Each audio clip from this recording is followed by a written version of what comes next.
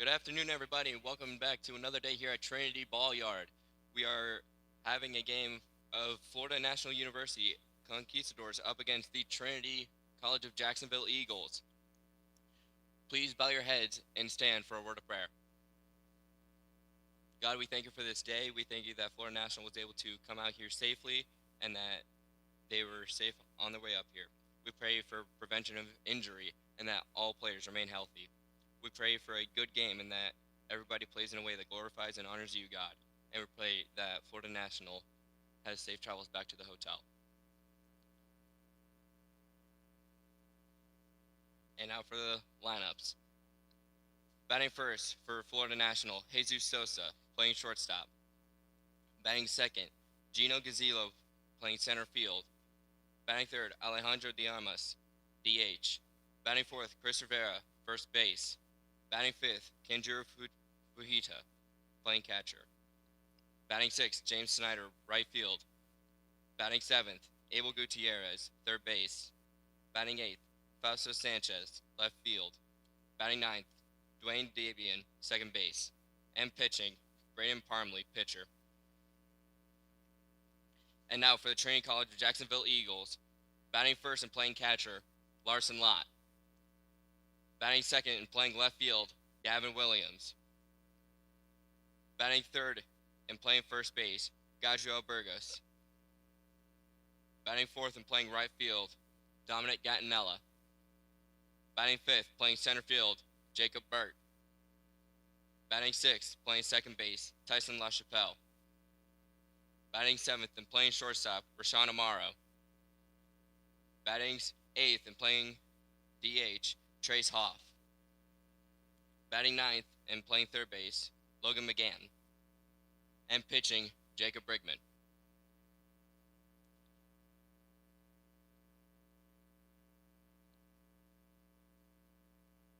Remain standing as we play our national anthem.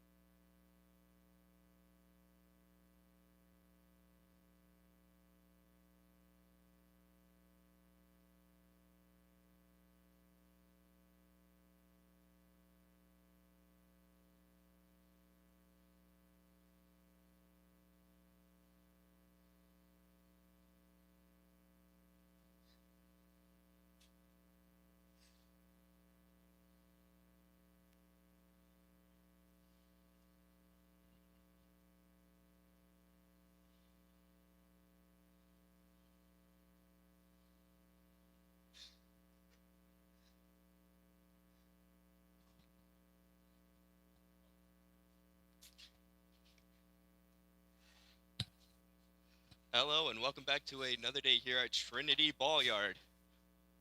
The Florida National Conquistadors are taking on your Trinity College of Jacksonville Eagles. We will be kicking off first pitch here shortly.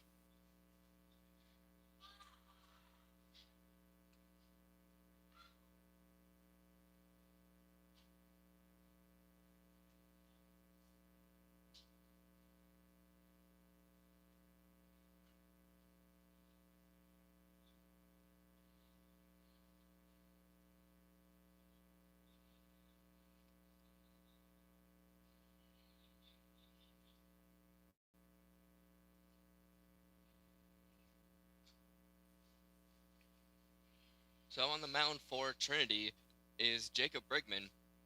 He's had a pretty good year so far.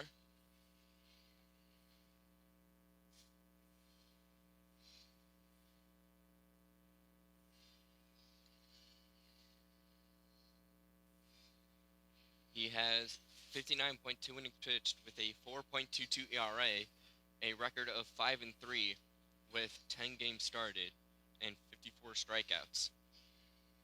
So just under a strikeout per inning, as he looks to improve those numbers here today.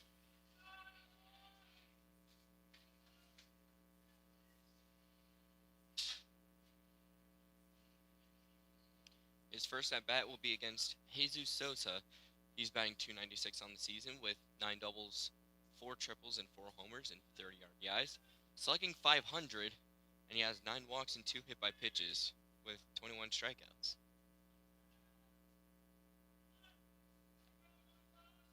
And we get ready for the first pitch here.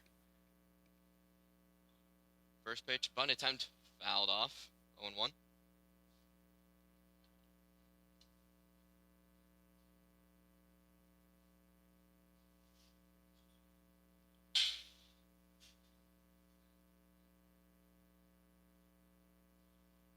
So we are underway here at Trinity Ball Yard. The 0-1 pitch, high, 1-1.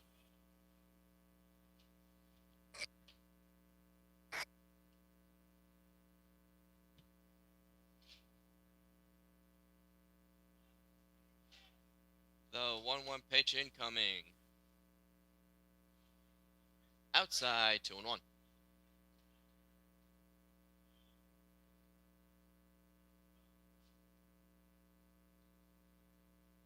It's a beautiful day out for baseball today, as a 2-1 pitch is a fastball cut on a miss, 2-2.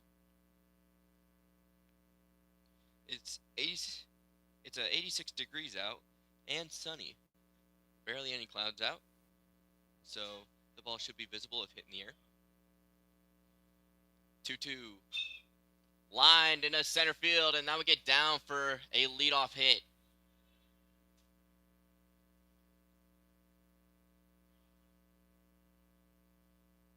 So Jesus Sosa, aggressive in his first at-bat, singles, and there will be a leadoff runner on first for Florida National. And that will bring up Gino Gazzillo to the dish.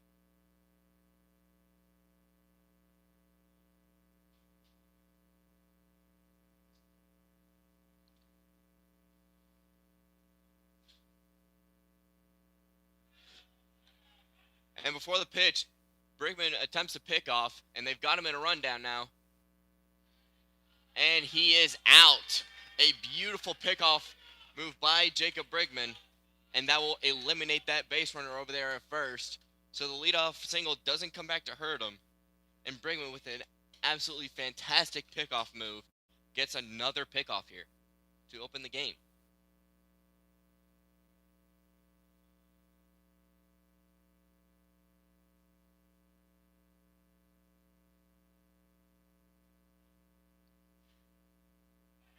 And that pitch is grounded foul.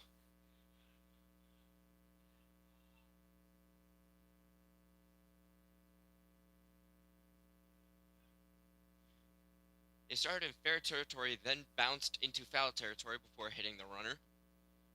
So he is not out, and that will be considered a foul ball.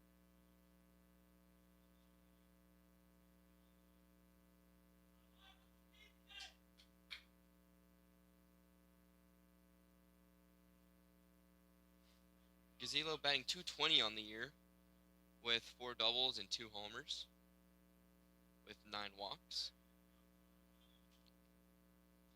and 10 strikeouts.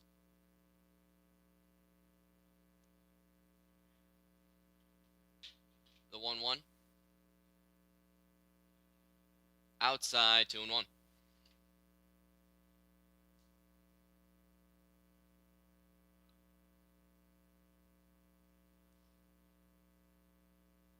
Two-one pitch from Brigman. In there, 2-2. Fastball caught the low and outside corner.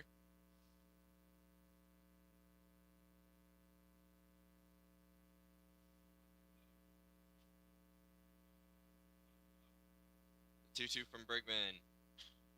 Lined over the head of Rashawn Amaro there at shortstop, and that will be a base hit. So that will be a single for Gazzillo, and that will improve his batting average. And that will bring up Alejandro de Armas to the plate. He's batting .365 on the year with 4 doubles and 8 homers, 9 walks, and 26 strikeouts, with an on-base percentage of .438. First pitch is fouled off, out in front of the off-speed.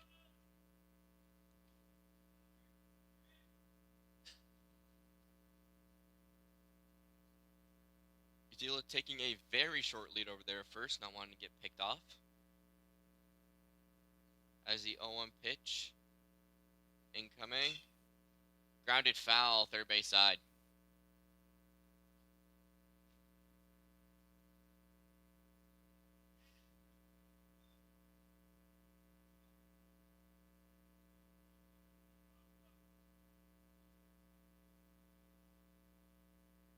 Bregman comes set.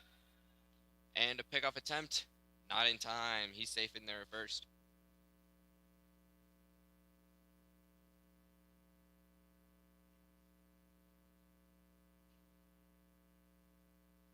Bregman comes set, the 0-2 pitch. Popped high in the air. Foul first base side, not a play.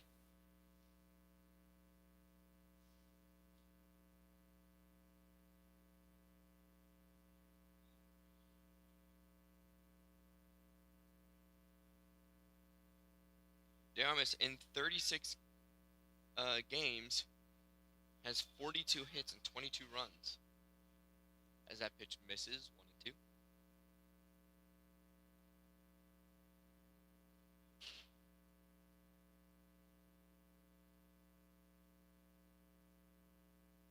One-two pitch, high, 2-2. De Armas with 31 ribbies on the season and a slugging percentage of .609, so he can hurt you at the plate. And he's looking to do damage here in the first. 2-2 pitch from Bregman. Fouled straight back, 2-2.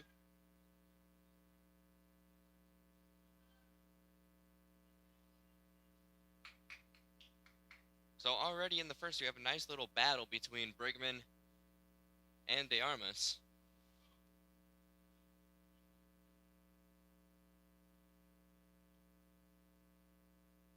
2-2 pitch incoming.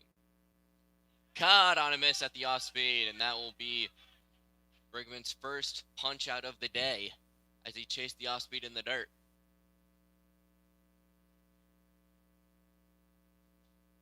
Now we'll bring up Chris Rivera to the dish.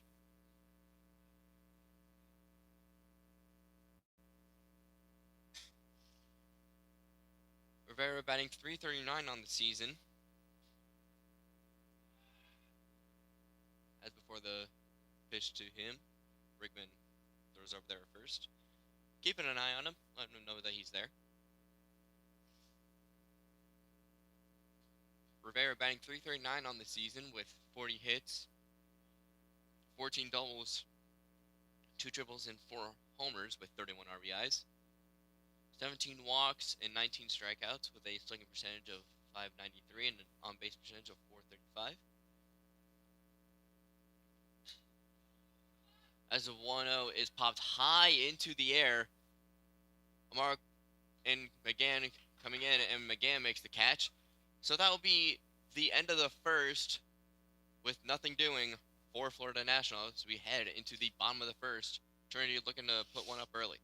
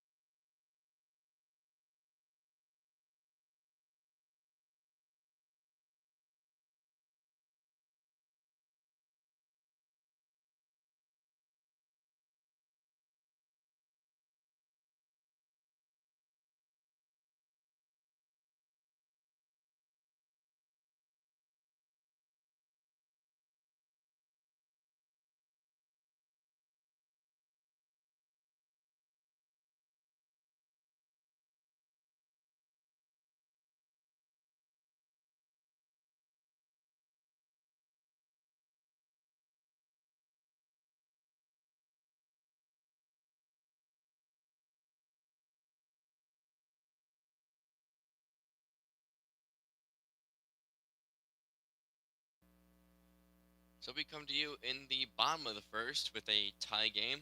Florida National, nothing doing in the top of the first.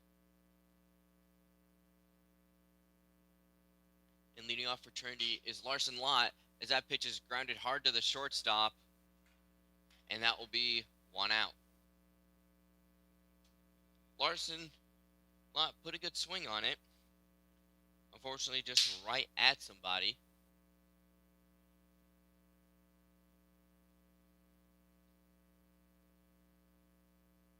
And that'll bring up Gavin Williams to the dish.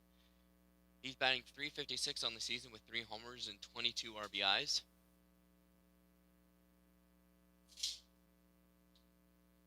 First pitch is fouled off. Straight back.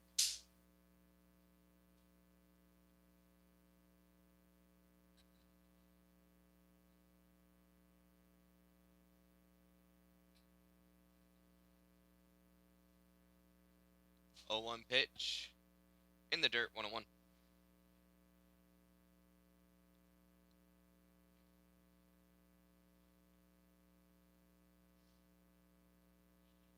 Williams in 25 games has 31 hits, 8 doubles, 1 triple, 3 homers with 22 ribbies, 17 walks and 23 strikeouts.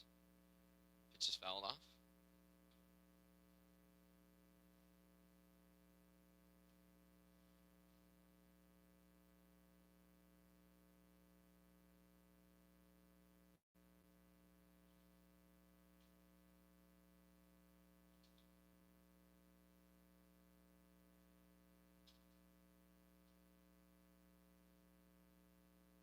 Oh, 2 pitch. Fouled off.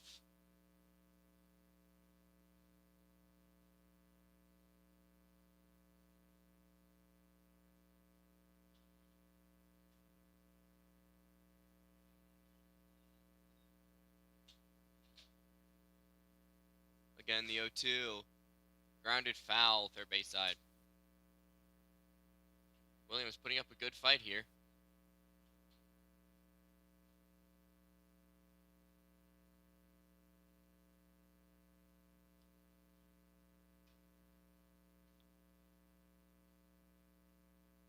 Probably comes set the 0-2.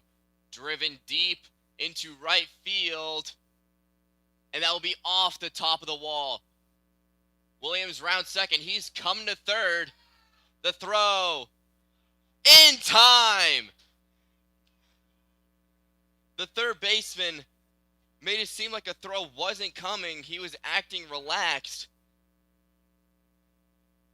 And Williams just not able to get in there in time off of a great throw from the right fielder and a great relay to nab Williams at third. And that will be 2 out.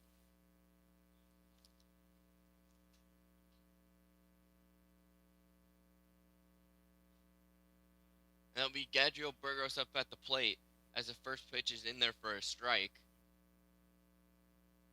Burgos batting .348 on the season with 3 homers and 36 RBIs with 4 doubles. As the 0-1 pitch is bounced in the dirt.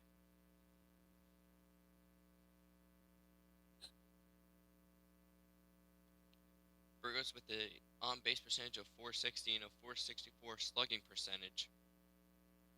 So he can hurt you at the dish. 1-1 pitch.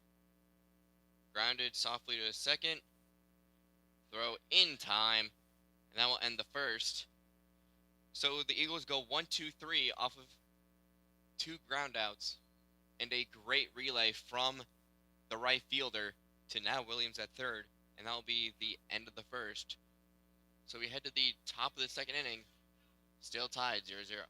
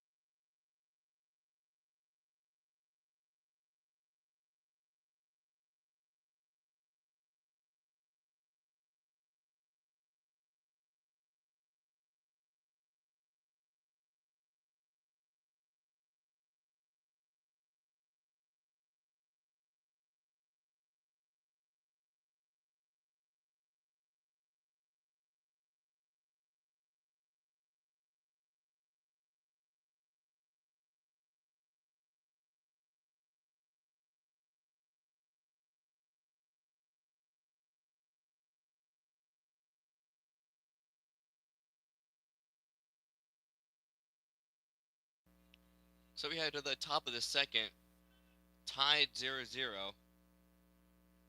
That would bring up Condro Fajita to the dish. As the first pitch from Brigman. Bunt attempt. Hold. Oh, sorry. In there for a strike. 0-1.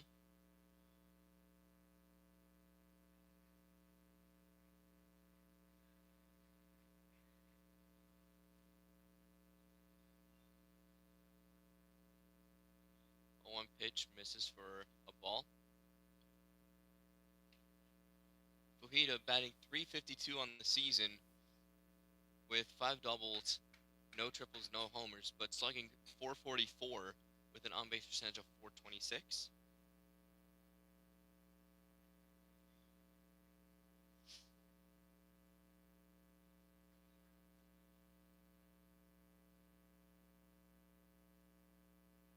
Okay, correction, the count is now 2-1.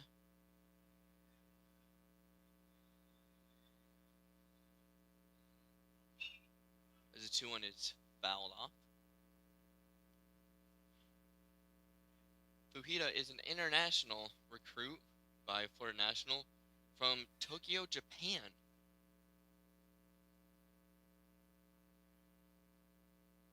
And looks like it's translated well over to the States as the stats show. 2-2. Outside for a ball, 3-2.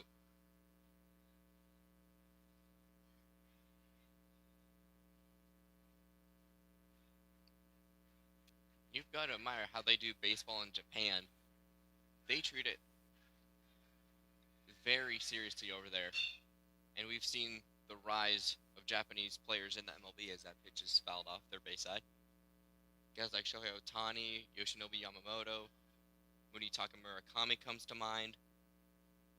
And that's just in recent years.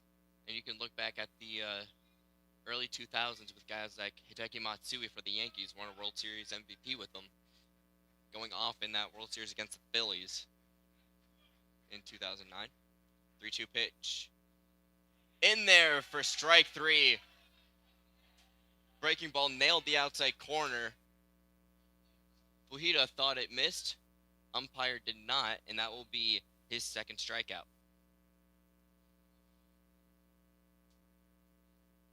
Now bring up James Snyder to the dish.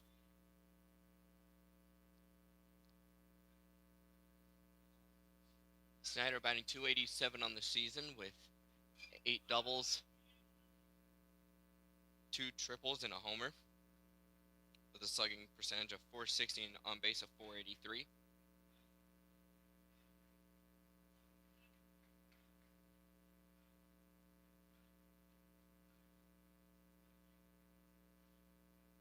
A 1 pitch. Grounded, foul, first base side.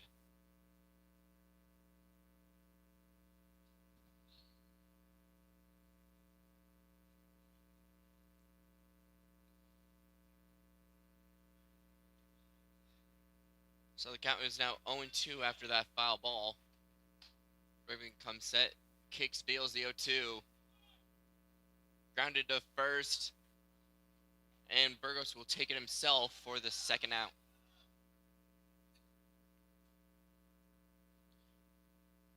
So that brings up Abel Gutierrez.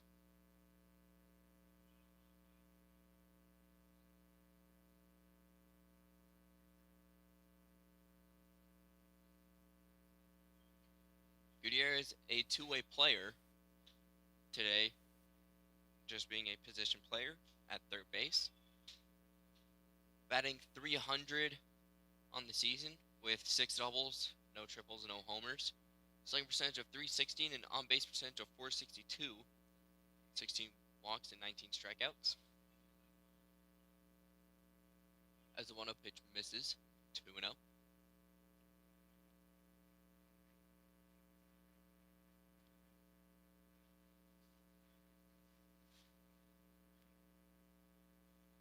The 2-0. Giving a ride out to left center, and that will get down for a base hit. And he will be in there with a double. So Gutierrez in his first at bat laces a double into the gap, and there will be a runner on second with 2 down for Florida National.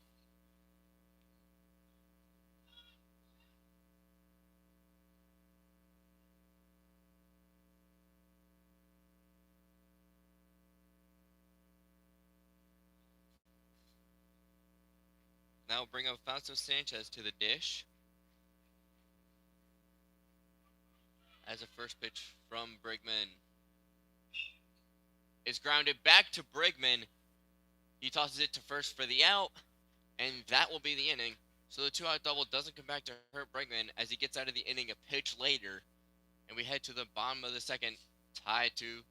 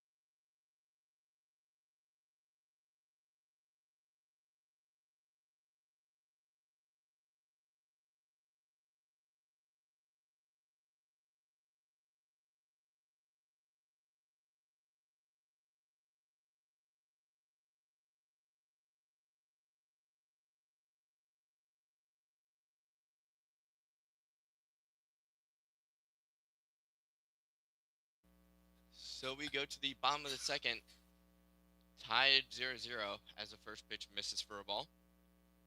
And this will be Dominic Gattinella at the dish, batting 316 on the season with no homers and 20 RBIs. He has 10 doubles and a triple as that pitch is popped high in the air. And Sosa's underneath it to make the catch. And that will be one away.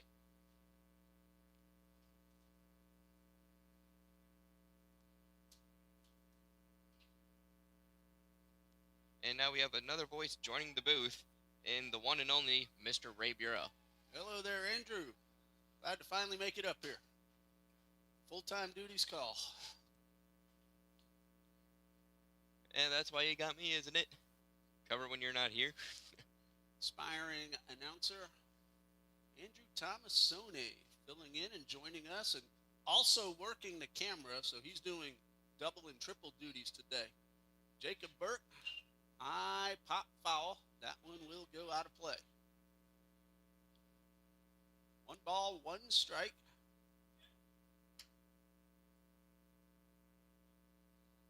And working the camera, stats, and broadcast, it's a lot, but it's fun. It's a whole lot of fun. Burke's having fun this season. 348, and he rifles one into left field for a base hit. And the first hit of the afternoon for TCJ. And that will improve Burke's average. He was coming into that at bat batting 348. So that will raise that batting average. And that will bring up Tyson LaChapelle playing second base today. Tyson's been playing second base for the last few ball games, primarily a first baseman, but Eagles have had some injuries, and some guys have had to move around to unfamiliar places, but Tyson's doing a nice job at second base. First pitch to LaChapelle is fouled off first base side. LaChapelle batting 313 on the season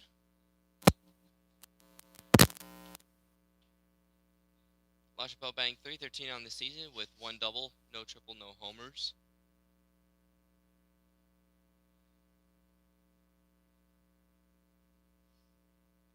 He does, however, have 12 RBIs as that pitch is blooped into right field for a base hit. Burke not wanting to test the arm, but that throw sails past the third baseman, not into the dugout, but bounces next to it, and Burke will stay there at second. Well, the Eagles have already run into and out at third base on a fantastic throw from right fielder James Snyder. Gavin Williams, I got here right as he was sliding into third base. Honestly, I couldn't tell if he had beat it or not, but the call went to the Conquistadors, and again, it was a terrific throw. It was an absolutely amazing throw. And I had my eyes looking on third. Was that straight from the right fielder, or was that a relay? That I didn't notice. I was still climbing the stairs. Ground ball. They could turn two. Step on the bag. Throw to first. They got him. Amaro hustling, but another good arm at shortstop from Jesus Sosa. Eagles get 2 hits, but leave 1 thanks to the double play. After 2, we have no score.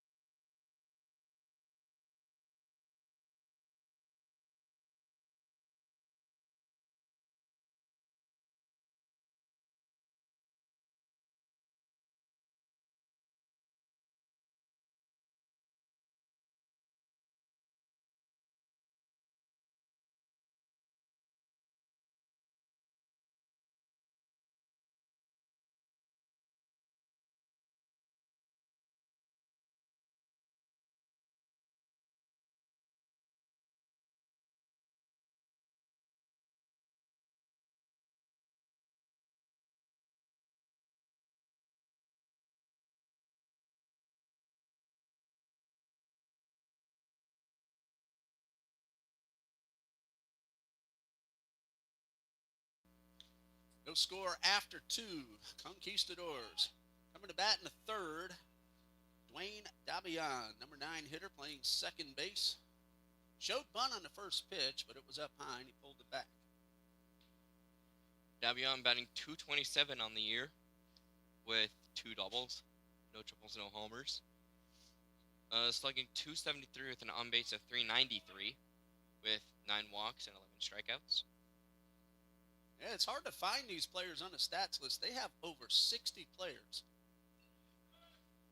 Yeah, they have a very big roster. I was scrolling on their website and I was like, how many athletes do they have? Well, they have enough for a JV team and probably another one as well. They brought 40 with them today.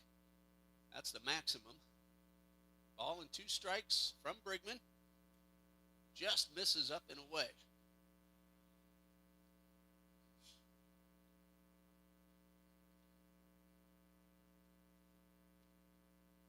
Dabian is not homer, but he's driven in 13. 2 balls, 2 strikes. Brigman delivers and misses right up above the letters. And that fills up the count. Looked like the same pitch there. So umpire being consistent today, and that's all you can ask for. 3-2. Driven into center field. And he makes the catch out there.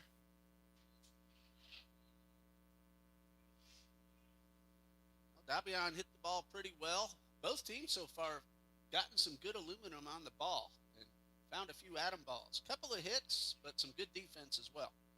And that was Jacob Burke out there with the catch. Jesus Sosa, the leadoff man, led off the ball game with a base hit, and then Brigman picked him off.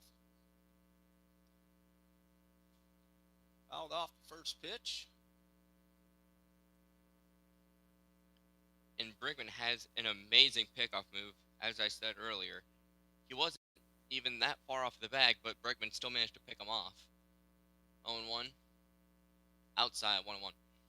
Sosa's batting .296 entering play today. He's 1 for 1. He's homered 4 times and driven in 30. Not bad for a leadoff hitter. And that's exactly what you want out of a leadoff hitter. 1-1. Skied into shallow right. And making the catch out there is Dominic Gattinella.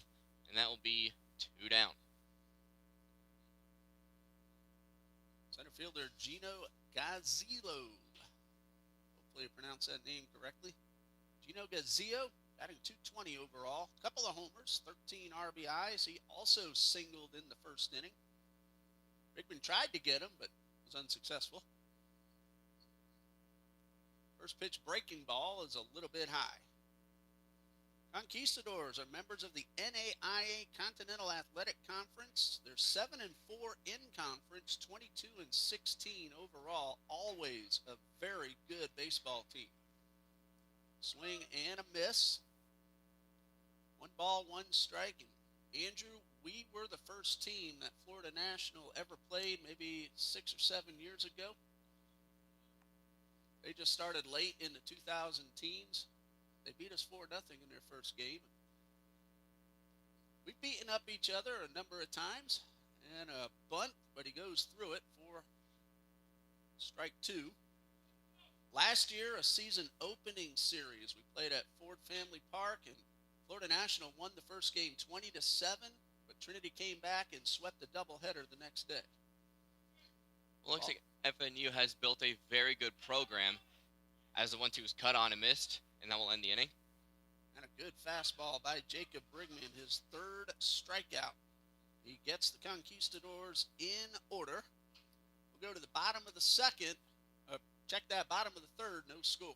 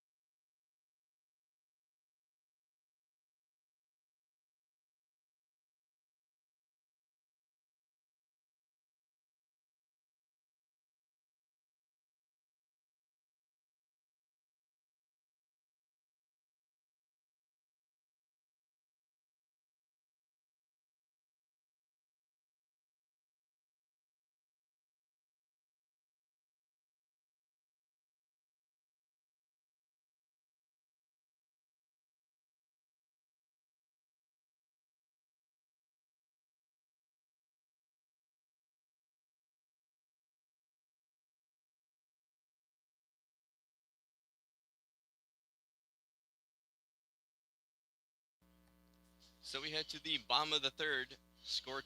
Score still tied 0-0. And for the Eagles, 8-9-1 due up Trace Hoff, Logan McGann, and Larson Lott. Brandon Parmley, 3-2 overall on the season.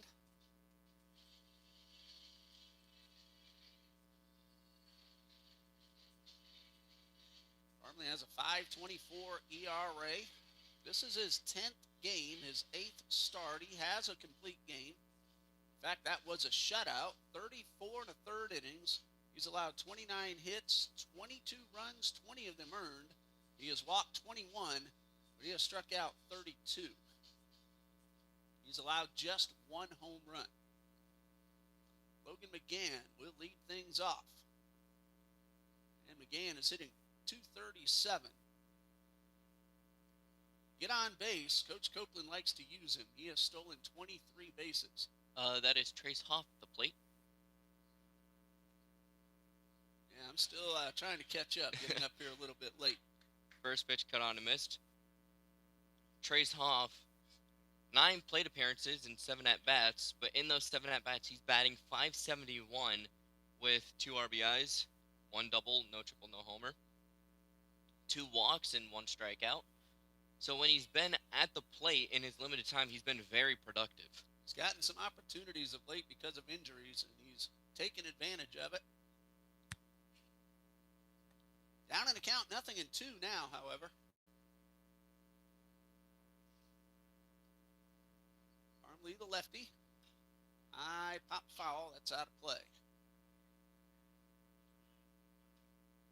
Hoff battling here. Braden Parmley, a junior from Eden, Utah. Went to high school at the Utah Military Academy.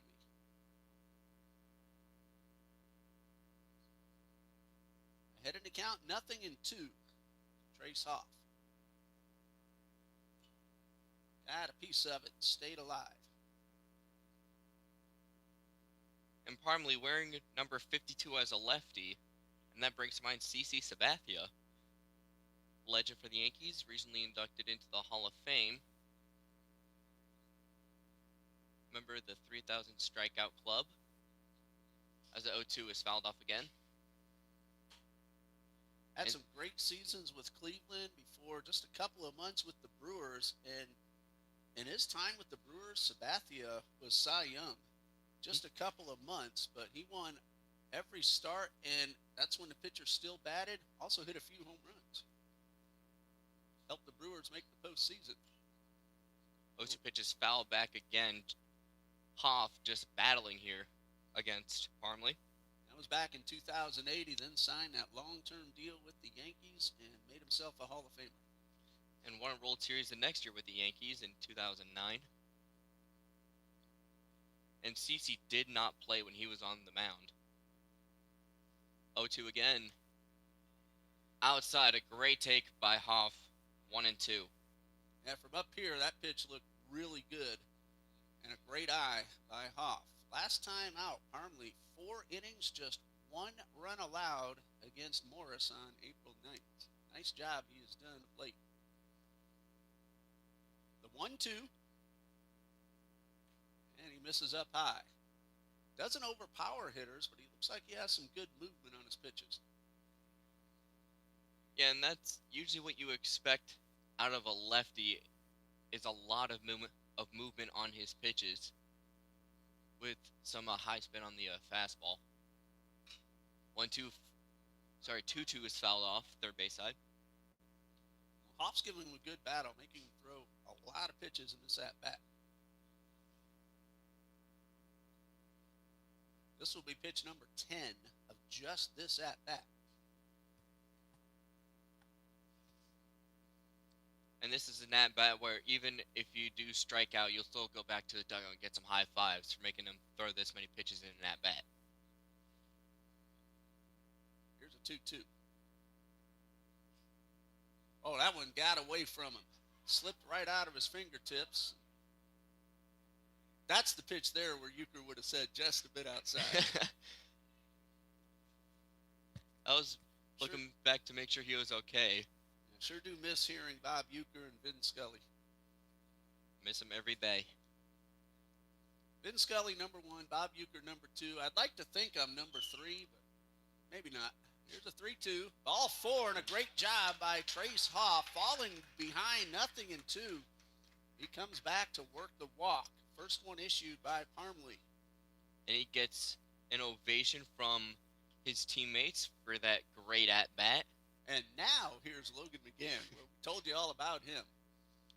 23 stolen bases. For a while, he was leading the country in the NCCAA until the Eagles had some time where they just didn't have any games. That knocked him out of the top 10, but he's still a big base running threat. We'll see what Hoff does over there at first. See if he wants to swipe it back. McGinn scoring around a bunt, and that pitch is in there for a strike. Hoff has not tried to steal a base this season. see if he decides to get his first here.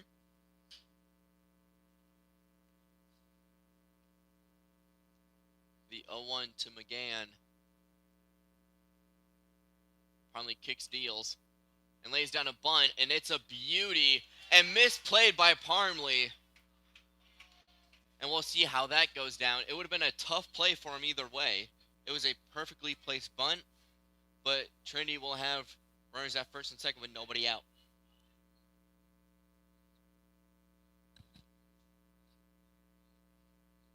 Looks like that's going to be scored in E1.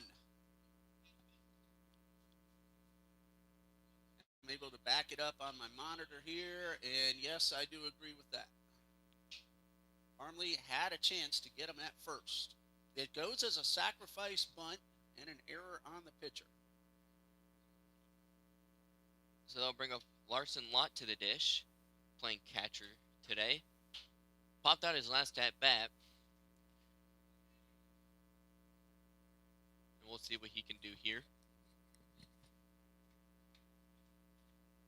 Sorry, grounded out his last at bat.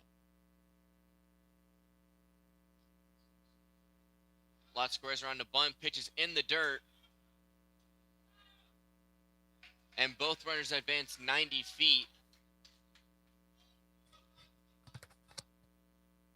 Fajita tried to get McGann at second on the delayed steal that he had, but the throw was late. So runners now at second and third with nobody out. Now will go down as a wild pitch. And the pitching coach for FNU comes out to the mound. Probably going over some strategy or giving Parmley a little bit of confidence here. Yeah, the head coach of the Conquistadors, Nick Strong. He and I have become friends over the years. A very nice gentleman. Every time he comes up here, we say hi. I didn't get a chance to before today's game, but maybe afterward, especially tomorrow. He loves baseball, and I'll tell you, just like Coach Copeland here, he loves his players. That's a very godly gentleman, Nick Strong. What do you think they were talking about on the mound out there? I'm just guessing, look the runners back, make sure that they don't score, and get the out at first. Settle down Parmley. He's missed a lot during this inning, and some of his pitches were nowhere near the strike zone. And the wild pitch, just settle him down, let him know he has a good defense behind him. And watching this team over the years, I can tell you they play solid defense. 1-0 pitch is fouled back, 1-1. Larson Lott hit a hard ground ball right at the shortstop Sosa his first time up, leading off the ball game for the Eagles. Ball and a strike, big opportunity, 2 men in scoring position, nobody out. 1-1 pitch from Parmley to Lott, kicks, deals, high, 2-1.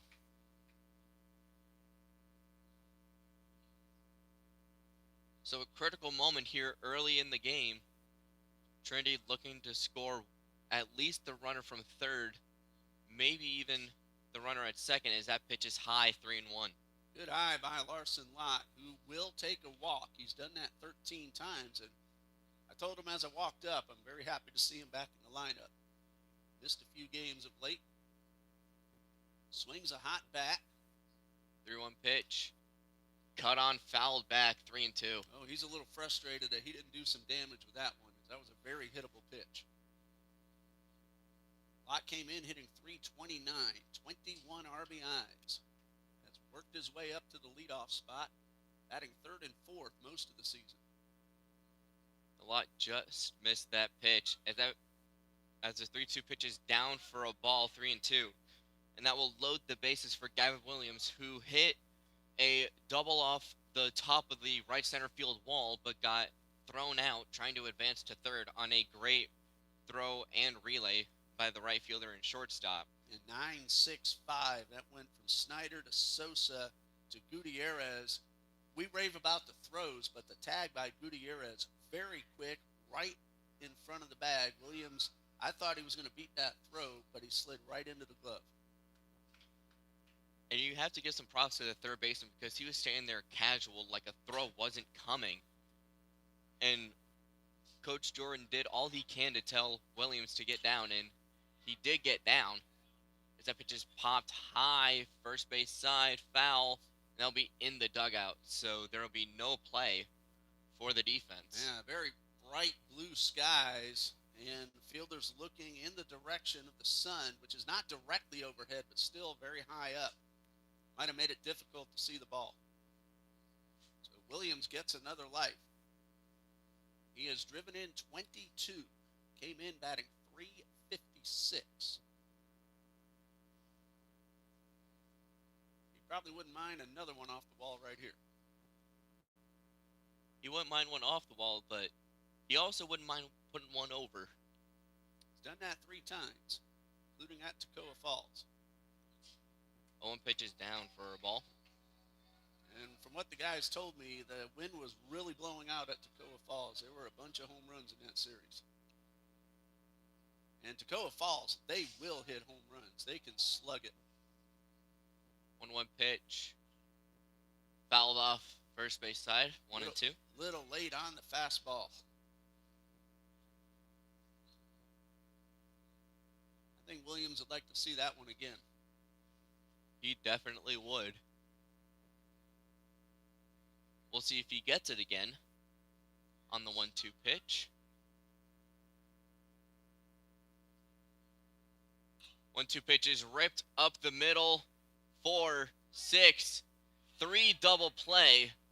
That will, however, score Burke from third. And Trinity takes a 1-0 lead, but get 2 outs in the process. And no RBI credited because of the ground ball double play, but the leadoff walk, Trace Hoff ends up scoring the first run of the ball game. Thank you for correcting me there. So it is now runner on third with 2 out, and Trinity has a 1-0 lead. And it will be McGann over there at third for Trinity. So if a ball gets past the catcher, McGann will look to score. As the 1-0 pitch is in the dirt for a ball. Just want to say to our viewers, our score bug has had some issues of late. We hope to have it worked out. May not have it for tomorrow, but possibly next weekend. 2-0 pitch in there for a strike, 2-1. Caught the outside corner. Talking about home runs, Gadriel Burgos, he's hit a few this season. 3 of them. He got one at Toccoa Falls last weekend.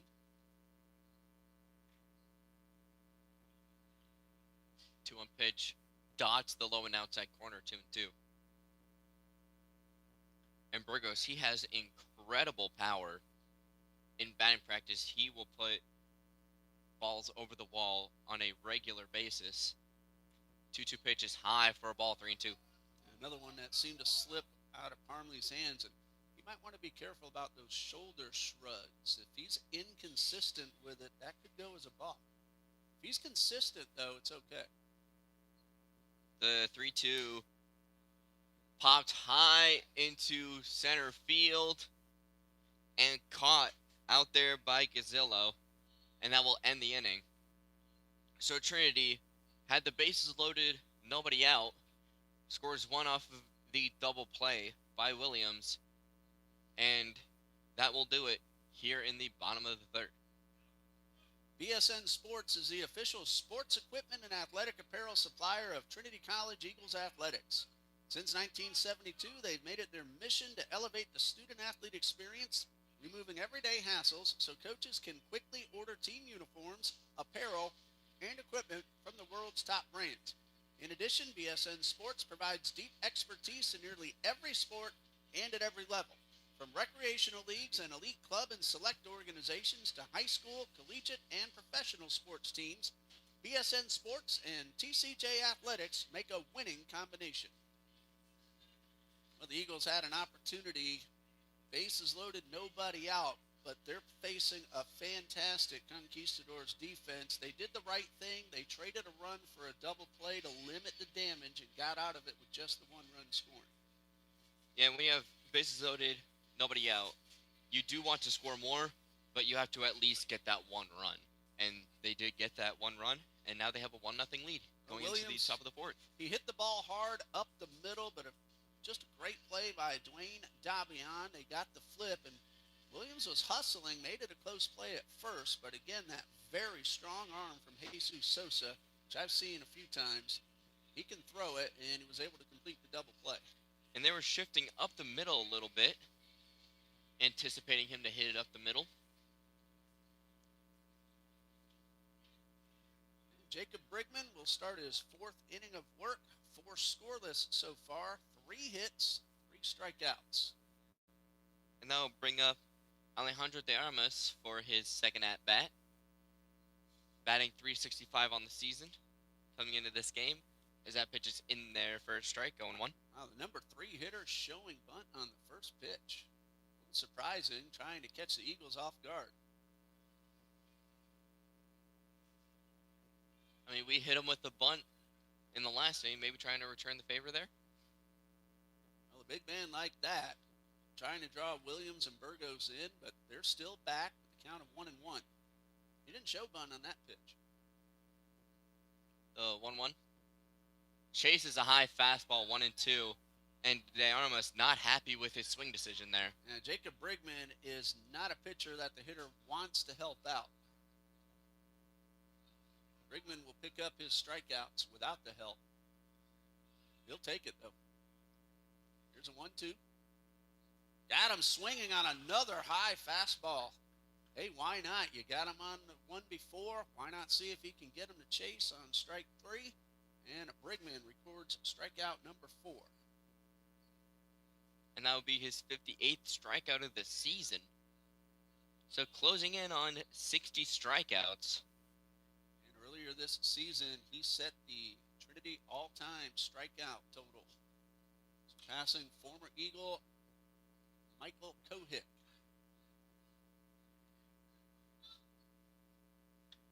First pitch fouled back.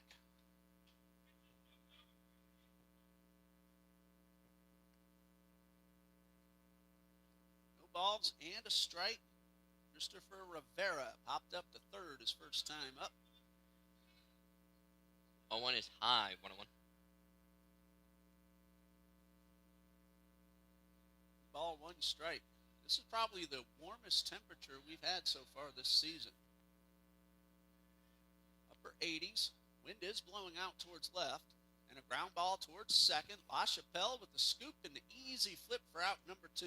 LaChapelle looking natural over there. Makes a play off to his left. And softly tosses it to Burgos over there at first. 2 up, 2 down. And now the catcher, Jaro Fajita, called out on strikes his first time up in the second.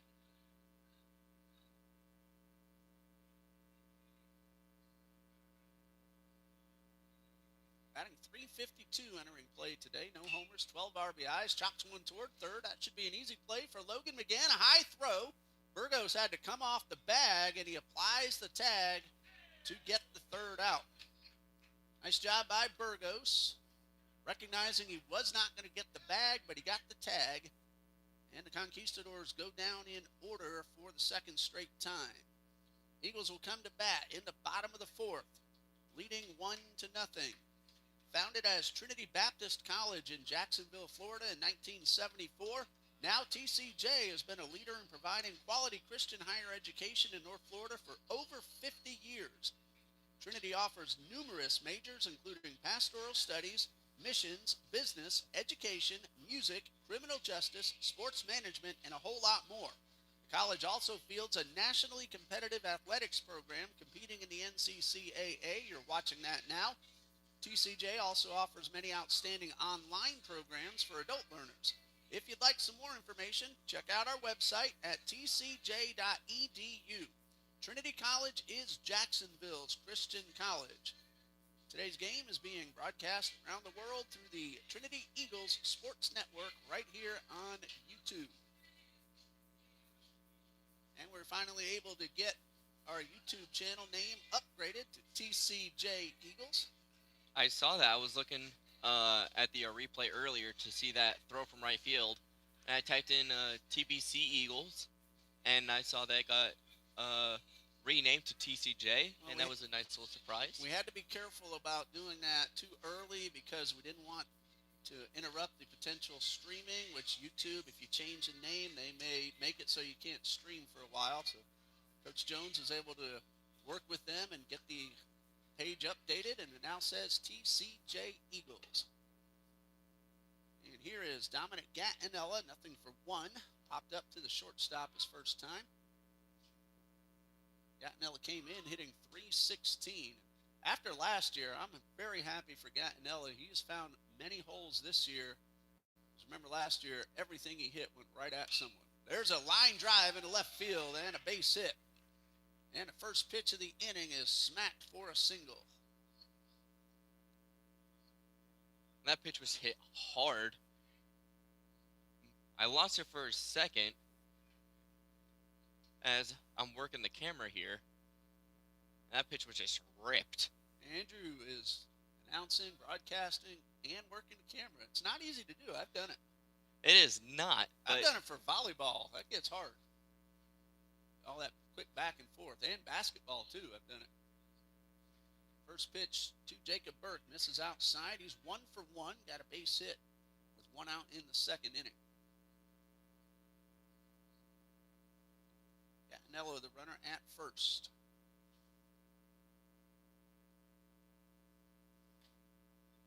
And that one just missed the outside corner. Gattinella is 7 for 7 in stolen base attempts. He doesn't run a whole lot, but he's usually successful when he does. 2 balls, no strikes to Burke, who has 1 home run. There goes the runner. Pitch is a curveball taken for a strike. The throw is high, and Gattinella slides in safely under the tag, and he has 8 stolen bases. I'll tell you what, sliding a bare hand on the turf when it's this high, that is not a good feeling. Yeah, the turf is beautiful, but it can be pretty rough when it gets hot and dry. I've slid a few times on turf barehanded when it's in the upper 80s and low 90s, and that burns you pretty quick. Burke tried to burn that fastball, and he just missed barreling it up. Burke coming into this game batting .348 with 16 RBIs and 1 homer. 2 doubles and no triples so far to his credit. As a team, the Eagles came in hitting .289 and the Conquistadors .283. Second base, keeping Gattinella close as that pitch is chopped toward third. Burke might have lost sight of where the ball was or thought it might have hit his foot. And the home plate umpire and a base umpire will have a little talk about it. Now, Gattinella did the wise thing, hold up. That was right down the third base line, and they're saying the ball did not hit Burke's foot, and so that will be a ground out.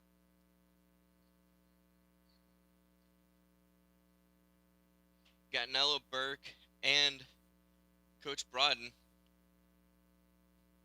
looking not happy with the call. And with Burke's reaction, I'm surprised that they didn't overturn that. But you can't take the player's reaction into account. Only what the umpires saw. First pitch downstairs for a ball, 1-0. LaChapelle, 1 for 1. Had the blue single into right his first time up.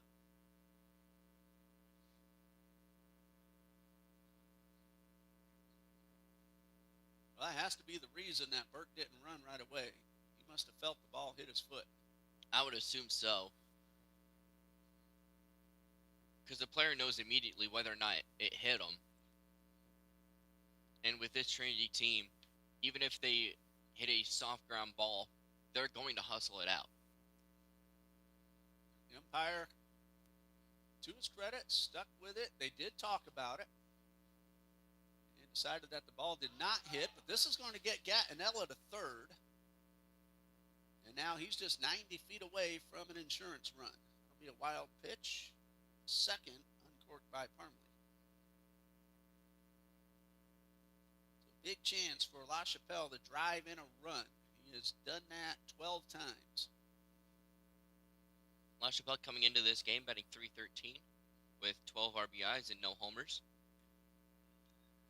As the 3-0 pitch is in there for a strike at the top of the zone, 3-1. La Chapelle with 1 double, no triple, and no homers.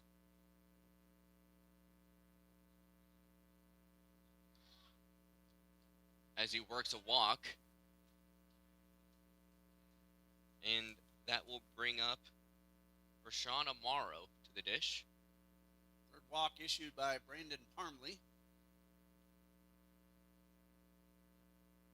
Rashawn Amaro with 9 RBIs. He has really started to swing the bat well last couple of weeks. And sometimes all you need is the little bit of a hot streak, and that will get your confidence going. Let's see what he has in store for us here. Bunts and fouls it straight back. And he probably should have let that one go. It looked to be upstairs. Let's credit Amaro at Toccoa Falls. Came on in relief, pitched 4 scoreless innings in earning a save.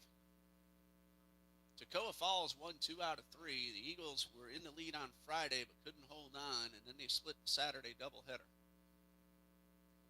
Gavin Williams hit the eventual game-winning home run. I believe that was in the 5th inning, a 2-run shot that put Trinity ahead 10-9. And some action going on in the Florida National bullpen. That will be Cole Phillips warming up. 1-1 pitch. Off speed, just off the plate, 2-1. Amaro's average is .218, but again, he's hitting a lot better than that of late. He's on base at .351 because of patience. He's ahead in the count 2-1. He's another one who will take a walk if you give it to him. 2-1 cut on a missed. 2-2.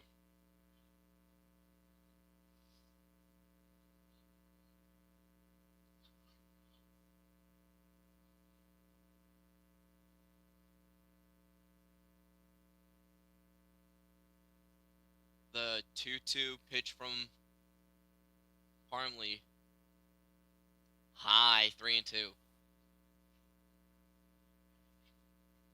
La Chapelle is a runner at first. He has not stolen a base. With a full count and 1 out, we'll see if he gets put into motion. And it looks like that's what Coach was signaling. As that pitch is lined into center field for a base hit. And that will score Gattinella from third. So a single for Amaro. And that will make it a 2-0 Trinity lead with runners at first and second with 1 out. RBI number 10 on the season for Rashawn Amaro. Patience, and he got a pitch to hit. And Gattinella had to hold up, make sure the ball wasn't caught, but he came across. La Chapelle stops at second. And Trace off at the plate. He walked and scored in the third.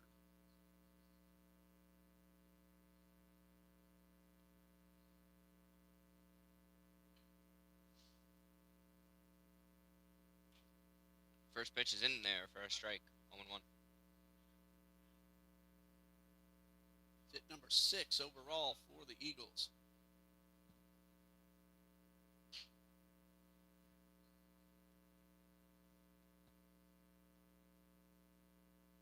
Trace Hoff coming into this game batting over 500 at a 571 batting average.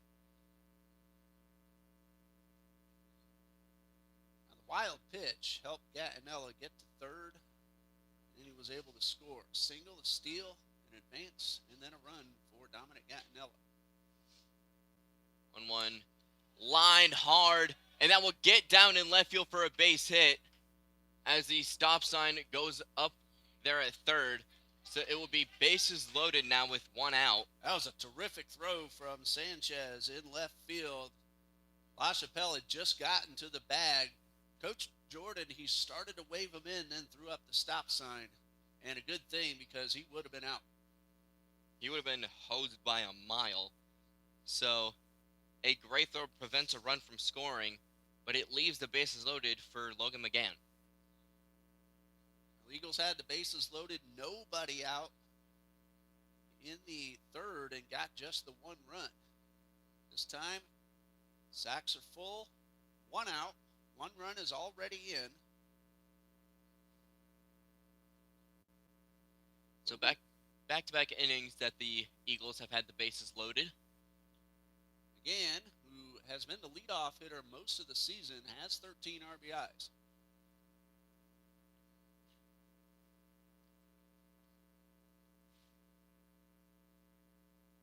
First pitch, high, 1-0.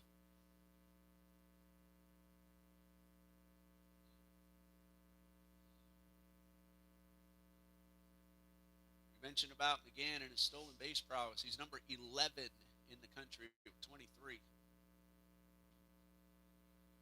1-0 pitches in there for a strike, 1-1. Now, good fastball from Brandon Parmley.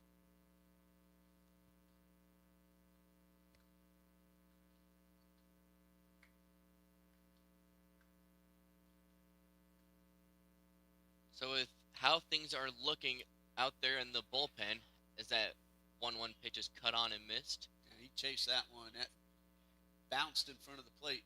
A little bit too eager. So with how things are looking at the FNU dugout and bullpen, it looks like this will be Parmley's last at bat as Phillips is warm, and the FNU manager is at the edge of the dugout. Player went out to check to see if Phillips was warm.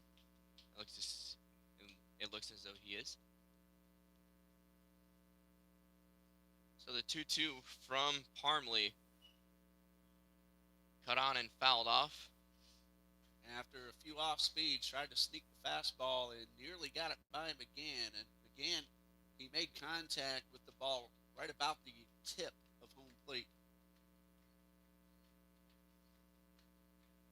Big opportunity for TCJ. An Eagle at every base, one out. 2 balls, 2 strikes. Phillip coming in from the dugout as that pitch is grounded into the 5-6 hole, and that will be, and McGann will be in there at first, and a throwing error makes McGann go to second, and that will score 2. So it is now a 4-0 Trinity lead as the FNU head coach comes out, and it looks like this will be it for Parmley. Looked like a single and an error. 1 RBI credited to Logan McGann. And the Eagles are in business, 2 men in scoring position. We'll pause here. We'll tell you about the new pitcher when we come back here on TCJ Eagles.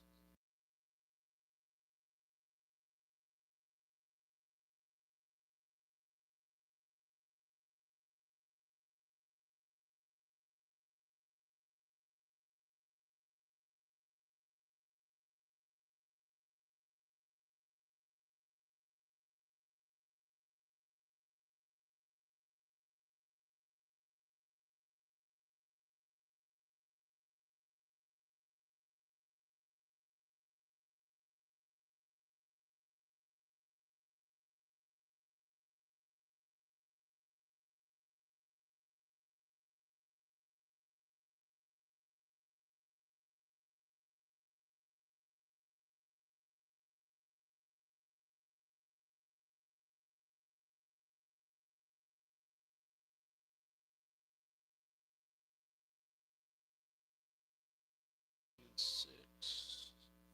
So as Right there. Cole Phillips is warming up on the mound, we'll take a moment to go around the league. The only game live right now is the Mets and Cubs, with the Cubs up 6-3 after 3. Sounds good to me.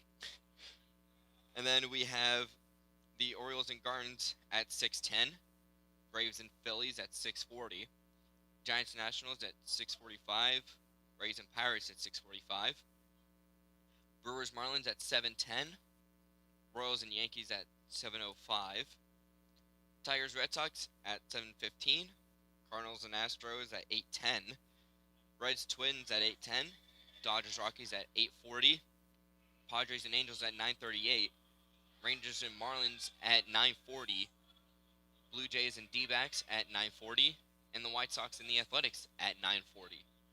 So it looks like every single team is playing today, and that's always a good day when it's loaded with baseball. Yeah, Fridays usually are. So if you're a baseball fan and you're going to have a big load tonight. Well, I'm going to be here tonight because Trinity Christian Academy is playing for a district championship. And last night, Brennan Bachtel pitched a no-hitter, 7-inning complete game no-no as the Conquerors won 9-0 over Episcopal in the semifinal. Hopefully he got that ball, because pitching a no-hitter at any level is very hard to do. He got some defensive help. The final play of the game, Brady Harris, who's on his way to the University of Florida, made a spectacular highlight reel diving catch to end the ball game in right center field. And as a pitcher, you got to appreciate that when a player lays out the body to save the no-hitter and to end the game. As the first pitch is a fastball blown by Lott, 0-1. Lott walked his last time up, nothing out of 1. 3 runs are in. It's 4-0 Eagles. Chance to tack on. 1 out. 0-1 pitch is high, 1-1. And Phillips is throwing hard today. Lott with 21 ribbies. Chance to make it 1 or 2 more. Coming into this game, batting .329 with 2 homers to go along with those 21 ribbies. As a 1-1 pitch is a fastball.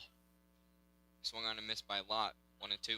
Phillips is 2-6 with an 8.64 ERA. He does have 1 complete game. This is his 12th appearance and 6th relief outing. He's a junior from Milton, Ontario in Canada. 1-2 pitch is an off speed. Popped up first base side and out of play. So Lott with another life here.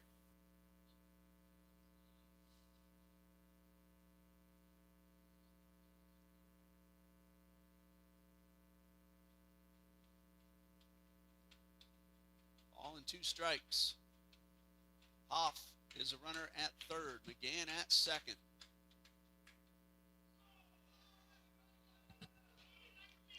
And that pitch hits Lott, and that will drive in a run. Now bases loaded. Oh, bases loaded now.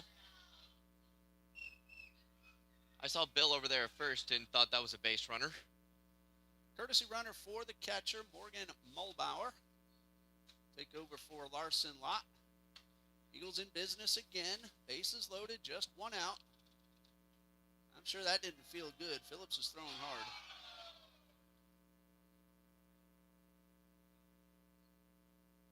Dan Billings is the first base coach, who is also our closer.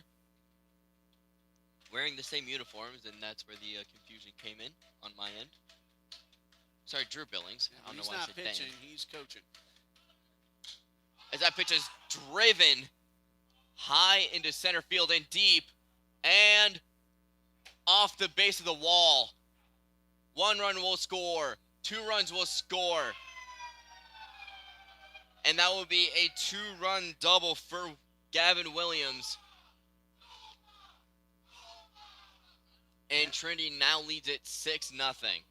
The center fielder lost it in the sun for a little bit and then had to quickly retreat back. But by that time, the ball was already over his head. Now, Williams made a bid for a grand slam, but he drives in 2, and the Eagles lead 6-0. All runs earned, even with the overthrow, because they would have scored on that drive anyway. 9th man of the inning, Adriel Burgos. First pitch is outside for a ball, 1-0. And now both of Williams' hits have been to at least the warning track. So Williams seen the ball very well today and hitting the ball hard. 1-0 pitch lined into the left center field gap. That will get down for a base hit. We'll see if Burgos will go for 2, and he will.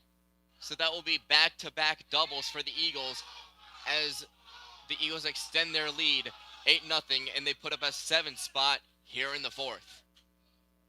Eagles are swinging the bats in this inning. Gattinella started it with a base hit. He's about to step back in. Will walk and a hit batsman, but everything else hit hard. The only out was on that ball that we thought might have hit off of Jacob Burke's foot, but it did not, and that's been the only out so far, and Gattinella will bat for the second time in the inning. So the Eagles get to bat around this inning, and we'll see what Gattinella can do with a runner on second. Looking to make it a 9-0 game here in the early innings.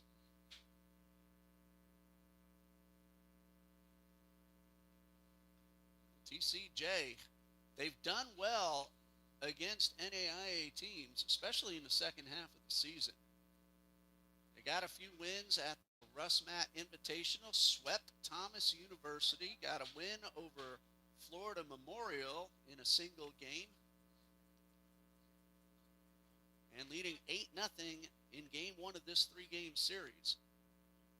And this is a full 9-inning game, as we are only playing one today. The doubleheader is tomorrow, and that will start at 1 o'clock. As there's a balk by Cole Phillips, so that will advance Burgos to third. And now the 8th run of the inning is now just 90 feet away with 1 out. In case anyone's wondering why we started at 2 o'clock instead of the scheduled 6, it is because of the high school playoff game, Trinity Christian Academy against Bishop Snyder. First pitch misses inside for a ball. 1-0.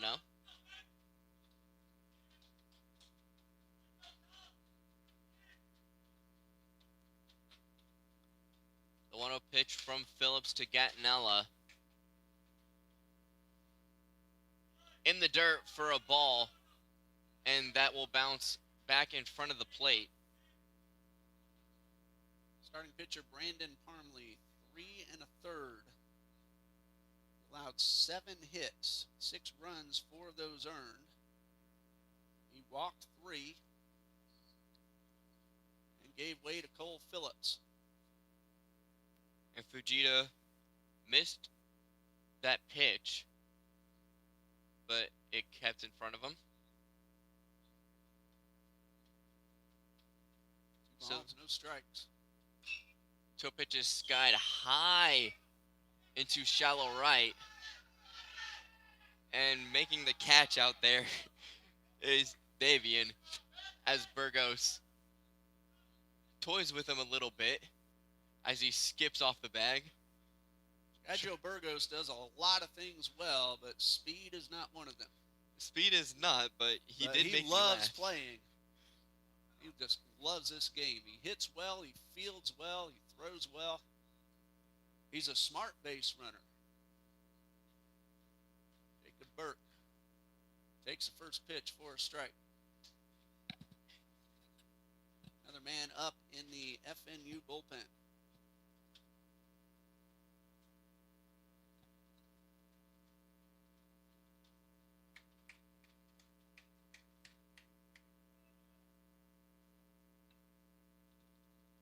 Eric Fuentes is getting loose.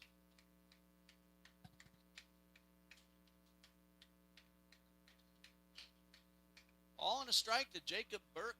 7 runs have scored in the inning. It's 8-0. And Burke fouls this one off. Ball and 2 strikes the count.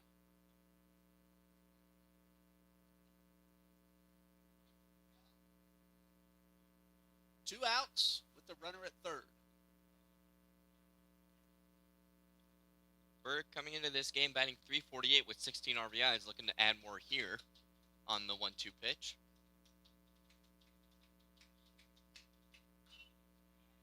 And that is a soft grounder to third, but foul. So the count remains 1-2.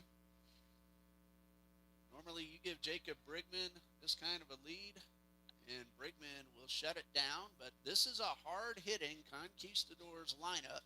They are very capable of scoring 9 or more runs.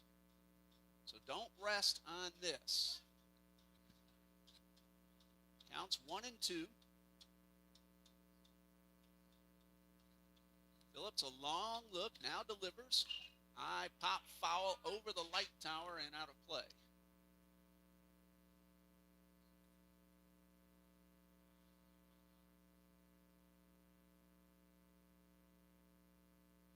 A ball and 2 strikes. Burke 1 for 2, a base hit in the second.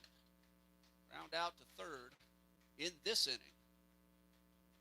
11th Eagle to bat. And a 1-2. Misses low and outside. Count now 2-2 as Burke working a good at bat.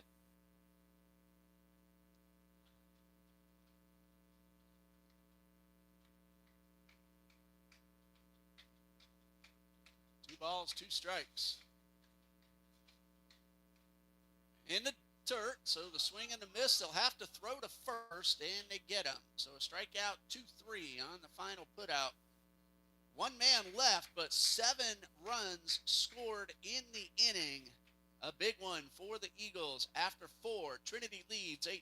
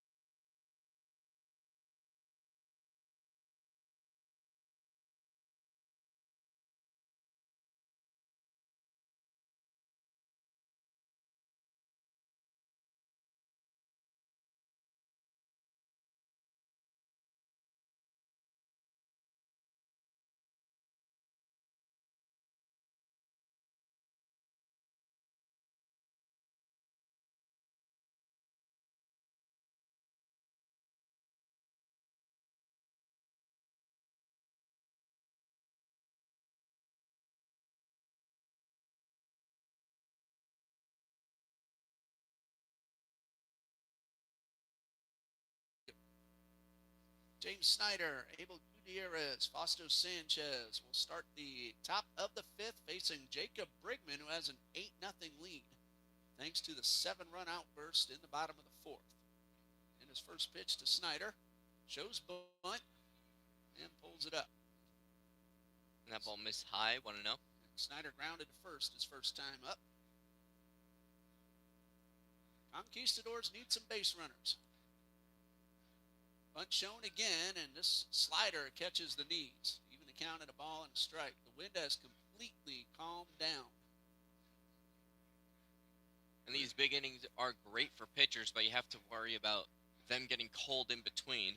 So we'll see if Bregman got cold. It doesn't look like he did, Right as he's pitch, quickly in a 1-2 count. That was a fantastic curveball. Eric Fuentes still throwing, and he's throwing very seriously right now. As that pitch is skied into shallow center, and that will dunk into no man's land for a bloop single. So the leadoff runner is on with nobody out. A good start to the inning for the Conquistadors. Only the 4th hit that Brigman has allowed. Not hit hard, but hit well. Like Yogi Berra used to say, hit them where they ain't. And that's all you can do. Even if you hit it hard, it makes no use if it's right at a guy. First pitch is in there for a strike, 0-1. Gutierrez has himself a double. Got that in the second inning. Rolled up against the left center field fence. 1 strike. Runners going. Pitch is high. The throw is low, and the tag is made, but without a ball in the glove of Tyson LaChapelle. So that is a stolen base for James Snyder. And so a runner in scoring position with nobody out.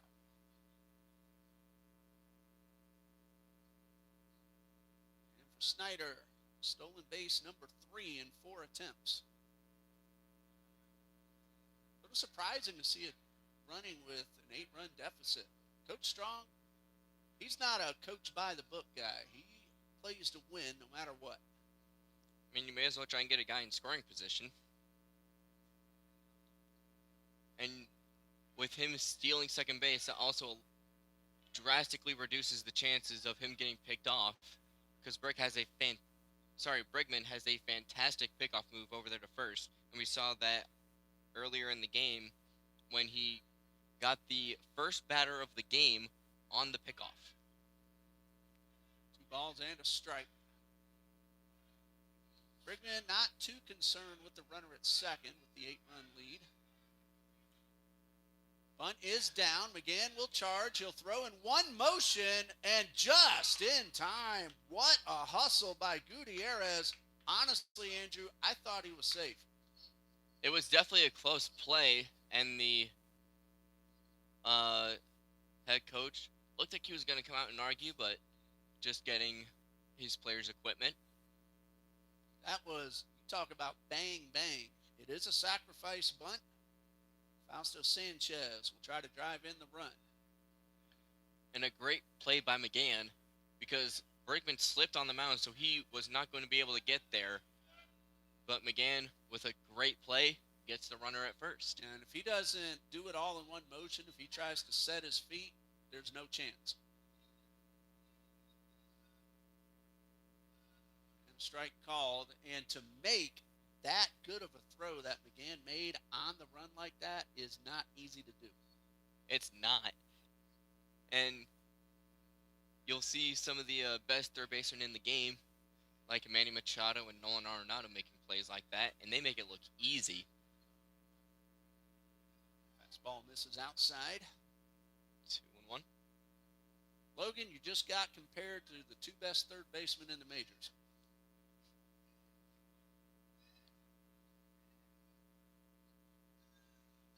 Now here's a question for you. Do you think Nolan Arenado will go down as the best defensive player of all time? No. There's a guy named Brooks Robinson who lays claim to that. 3 balls and a strike. And that one broke around the plate for ball 4. And that's the first time that Florida National has had 2 men aboard in the same inning. First walk issued by Jacob Brigman. Brings up Dwayne Dabian, who lined it hard to center his first time up.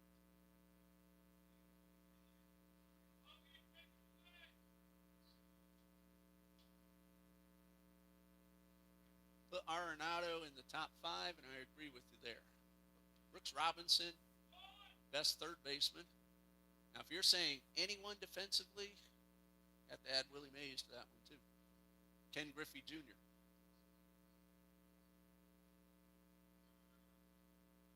Dabian bunted through the first pitch. Runners at the corners. Pickoff move, not in time. I'll tell you what, if I was the runner on first, Brigman would have gotten me with that pickoff.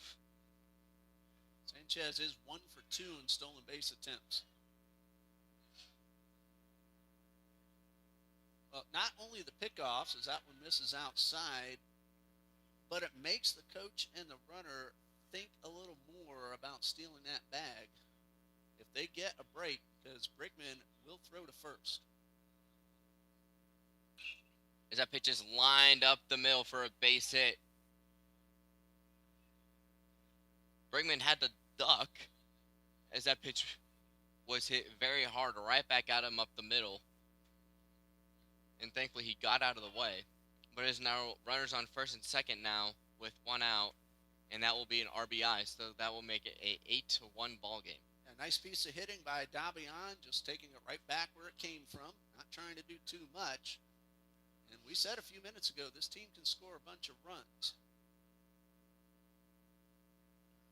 Brigman looking for a double play to get out of the inning and get the bats back up there while they're hot, as that pitch is skied to LaChapelle over there at second base in shallow right field, and he makes the catch. Infield fly was in effect. Even though LaChapelle was on the outfield grass, the rule is, if in the umpire's judgment, a routine play could be made by an infielder no matter where the ball is. I know, because I actually won an argument with the umpire on the infield fly rule once. Huh. Might have to tell me that story later on.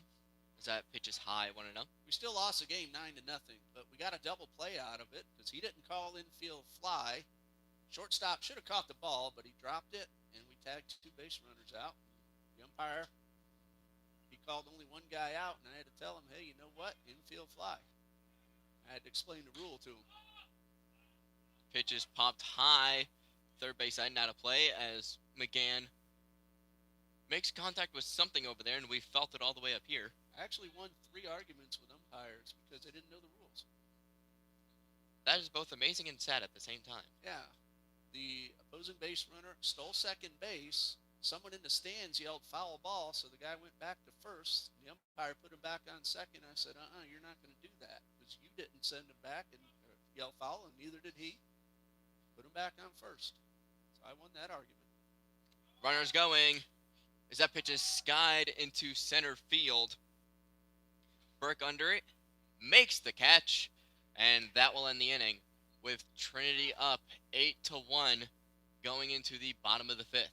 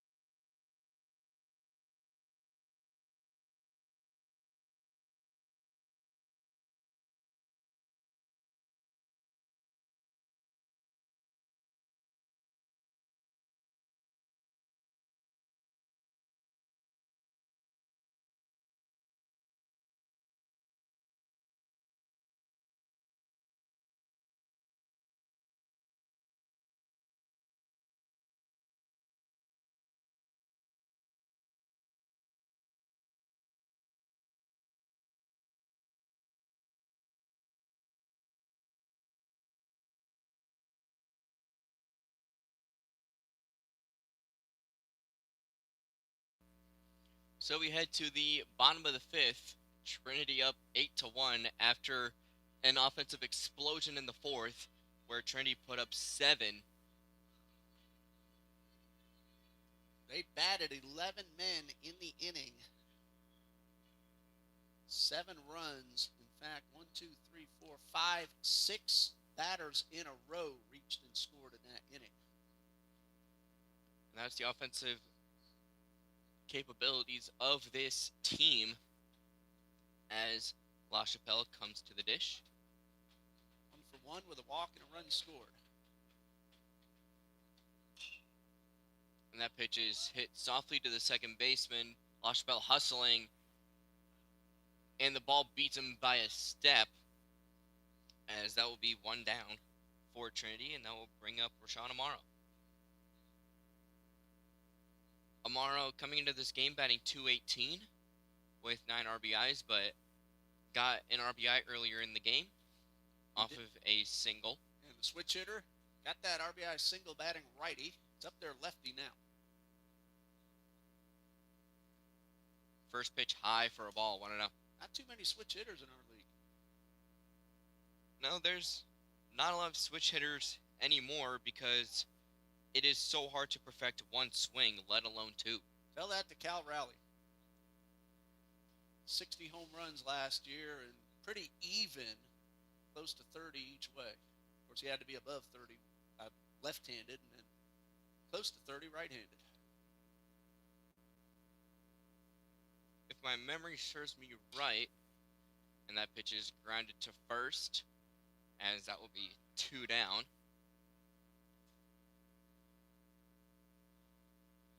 And pulling up something here. Cal Raleigh off to a rough start this season, batting .169 with 2 homers. Don't give up on him, though. He's a very good hitter. Bryce Hoff has scored twice, a walk and a base hit.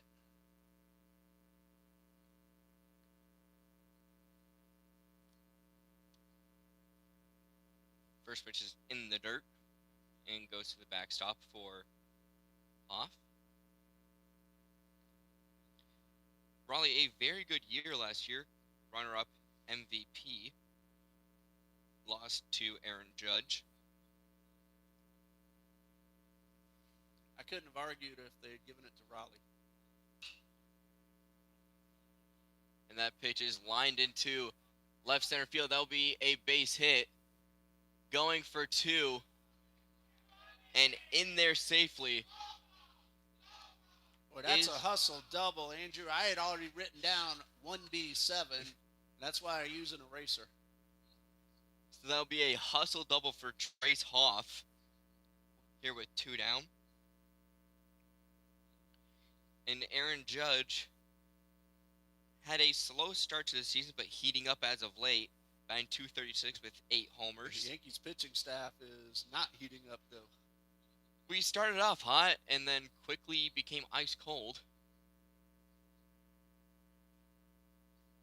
So it's very confusing as a fan what kind of starting pitching staff you're going to get. Bullpen hasn't been much help either. And drove in a run with a base hit his last time up. In fact, that was an infield single, strike called. Got one RBI, a second run scored on the overthrow.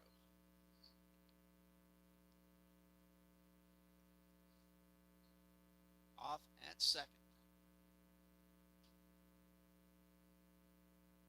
The 1-1 fouled off, first base side, 1-2. So with us being almost 20 games into the regular season, what do you think about the ABS challenge system? I'm old school. It took me a while to warm up to it, but it's there. So the way it's being used, I'm okay with. I feel like this was a great compromise between the guys who want fully automatic strike zones and the people who don't want there to be any form of robotic umpire. I really like how they implemented it with a challenge system. And you get to be wrong once. Second time, you're done for the game. 2-2, foul of first base side, a rocket by McGann. I first saw that when I did the live stats for the Jumbo Shrimp in 23 and 24. That's where it started to get implemented and tested. And again, it took me a little while to warm up to it, but the way the system works, I think it's going to be good for baseball overall. This day and age, use the technology to make sure the calls are right. 2-2 pitch. But I don't want to lose the human element of the game. And I feel like that's where the compromise comes in. Because you still have the art of framing and that human element. So now catchers still have to have that art of framing. As a 3-2 pitch misses for a ball. And that will be a walk. Good eye by McGann. That pitch was very close. So they still have to have the art of framing. But they also get to challenge a pitch whenever they think the umpire missed it. And I feel like this is the best solution for MLB. And we've already seen some borderline calls get overturned and also some blatant calls get overturned.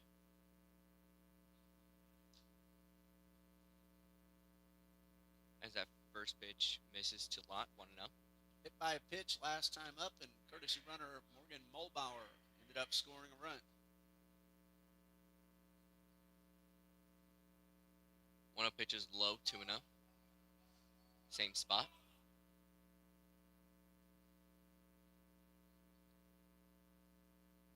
Lott came into this game batting .329 with 2 homers and 21 RBIs. Quickly ahead 2-0 here with 2 out. 3-0 now. Phillips consistently missing in the dirt, as I've been 3 straight.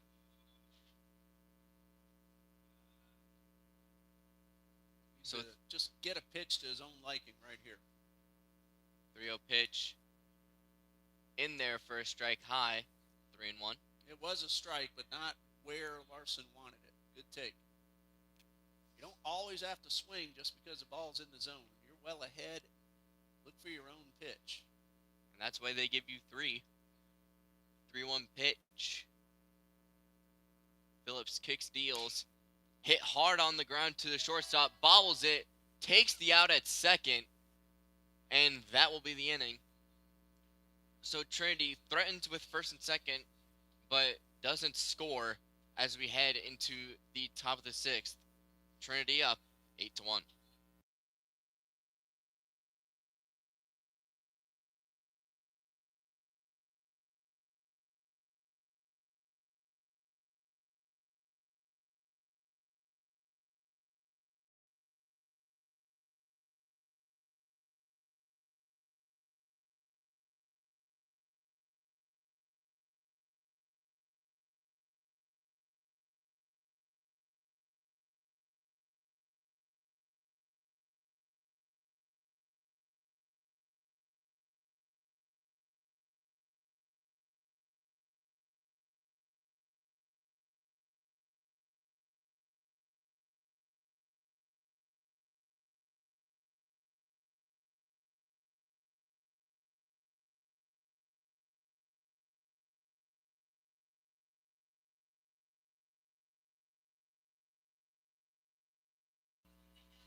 We go to the top of the 6th. Trinity 8-1. They got 1 in the 3rd and 7 in the 4th. Conquistadors came back with 1 in the 5th. And Jacob Brigman still out there on the mound for Trinity College of Jacksonville. 5 innings, 5 hits. Just the 1 run it is earned. He has walked 1 and struck out 4. And Brigman looking very good. And the defense is playing solid behind him. He will face De Armas, Rivera, and Fujita. 3, 4, and 5, barring any changes. This is a single 9-inning game. We'll play 2 tomorrow beginning at 12 noon. And then in the regular season, Trinity has just 1 series remaining next Friday and Saturday against Payne College. In case you haven't heard yet, the schedule has changed. We will play a doubleheader starting at 4 p.m. against Payne next Friday. And then on Saturday, a single 9-inning game beginning at 12 noon. And for Florida National, it doesn't get any easier after today. They have to play Florida Atlantic University in Hialeah, their home field, on April 21st. And then they will play 4 against the University of Fort Lauderdale, who is just a phenomenal baseball club. Jacob Brigman's first pitch to Alejandro De Armas is a breaking ball for a strike. De Armas has struck out twice. De Armas comes into this game batting .365, 4 doubles, no triples, and 8 homers, with an on-base of .438 and a .609 slugging. That pitch got away from Brigman just a bit and misses well upstairs. Wind starting to blow out towards right center. Up here on the hill, that wind is unpredictable. It'll blow in, out, left, right, 2 or 3 times each throughout a ball game. It's like it's playing Twister. I haven't heard it said like that, but that's a good way to put it. 1 ball, 1 strike. That fastball misses up and away. We're right around 90 degrees, give or take a few. Beautiful blue skies. 2-1 breaking ball. Stays outside. That's ball 3. Brigman has walked just 1 so far. And even with a big lead, you don't want to give a free base to start an inning, and he does. That's ball 4. And it brings up cleanup hitter Christopher Rivera, who has popped up to third and grounded to second. Brigman could use that ground ball right now. We don't see the Trinity bullpen, but you can bet there's some arms starting to stir, if not already throwing. First pitch is up and away. Time called. Coach Broden will head out to the mound. That usually indicates just a conference. And Rivera batting .339 on the season with 14 doubles, 2 triples, and 4 homers, and 40 hits, so a good amount of them. Actually, half of them have been extra base hits. And he has a .435 on base and a .593 slugging on the year to go along with 31 RBIs. We told you this team can hit and score. Don't want to give them free bases. They scored 10 against Morris College a week ago and then 15 against Morris in that doubleheader on April 10th. So they scored 25 runs in 14 innings.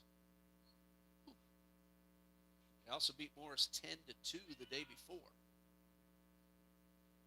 So this is a team that can hit. 1 ball, no strikes, the count on Chris Rivera. Runner at first is DeArmas. He walked, and a strike called. 1 ball, 1 strike. Again at third, Amaro the shortstop, LaChapelle at second, Burgos at first, looking to turn 2. The 1-1, check swing at a high fastball, and he held up in time. Counts 2-1.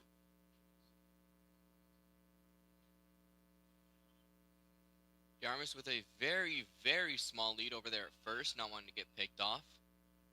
Not even going to the corner of the infield grass, staying about, I don't know, 1.5, 2 feet off first.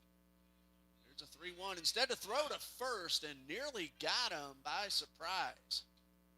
Burgos had to reach for the ball. Fortunately, it didn't get away from him. And Brickman's missing up high this inning, getting underneath his pitch. Both DeArmas and me surprised that Brigman went to first. And ball 4 is also high. That's 2 consecutive walks to start the inning. Now, Jacob Brigman, in his win at Toccoa Falls last week, threw close to 120 pitches. So you start thinking about fatigue now. And he's missing because he's getting his arm underneath the pitches. So 2 on, nobody out. Number 5 man. Namjiro Fujita.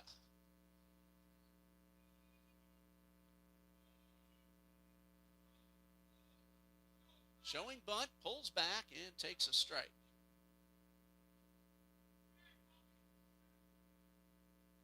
Came in hitting .352 with 12 RBIs. Kanjiro Fujita, a international recruit from Tokyo, Japan.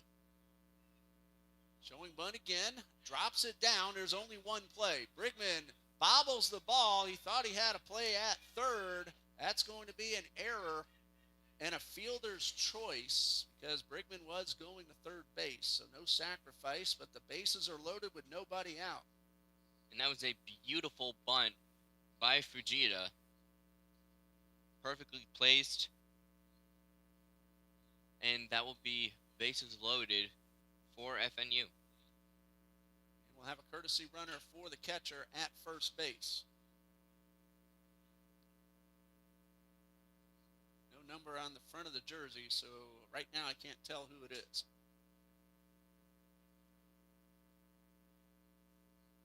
The batter will be James Snyder. Time called as they process the courtesy runner. Snyder batting .287 on the season with 8 doubles, 2 triples, and a homer. With a on-base percentage of .483 and a slugging percentage of .460. And the courtesy runner will be number 4, Oscar Orta, as he comes in for Fujita as a courtesy runner. So it's bases loaded now with nobody out. Eagles will play back, try to turn 2. They'll trade a run for 2. Snyder digs in. Brigman delivers a breaking ball. And again, he is getting underneath. And all of his balls this inning have been up high. Pitch number 87. Here comes 88. Bunt shown. Strike. Strike to third and back just in time. You gotta hope McGann is now okay as he is rubbing his head as he collided with the runner at third. Great throw by Lott. Very close. Ball and a strike.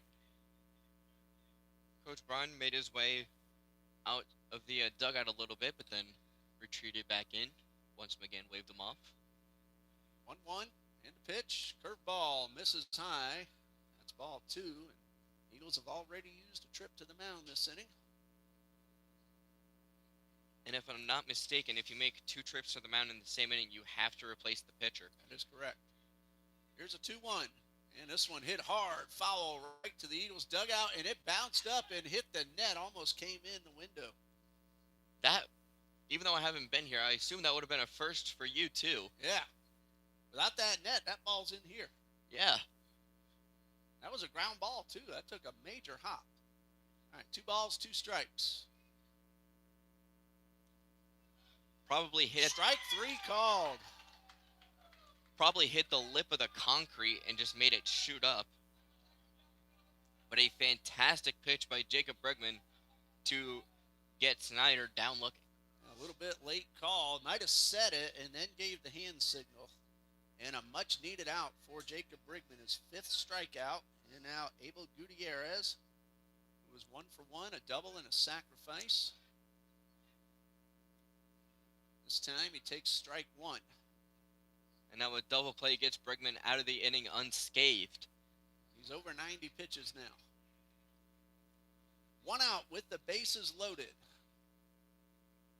A walk, and a drop run attempt. And this one misses outside. 1 ball, 1 strike, nowhere to put the batter.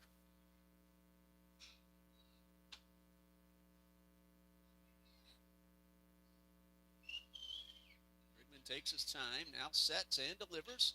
And a high fly ball towards right. Should score a run. Gattinella will make the catch. Here comes a throw. It is cut off. Throw to the plate. Blocked by Lott. But that allows the runner at first, Orta, to take second base. And takes away, well, there are 2 outs now, so we don't have to worry about a double play. But it goes as a sacrifice fly and an RBI for Abel Gutierrez, and everybody advances. Bregman looking like he thought that one of the runners left early. Probably going to appeal. He could choose to do that. It is 8-2. Chooses not to. Up 6. He is going to field to third. And safe call. So the run does score. Can't blame him if he does think it might have happened. Never know if you get the call. Sanchez has grounded back to the pitcher and drawn a walk. 2 outs, 1 run in, runners at second and third.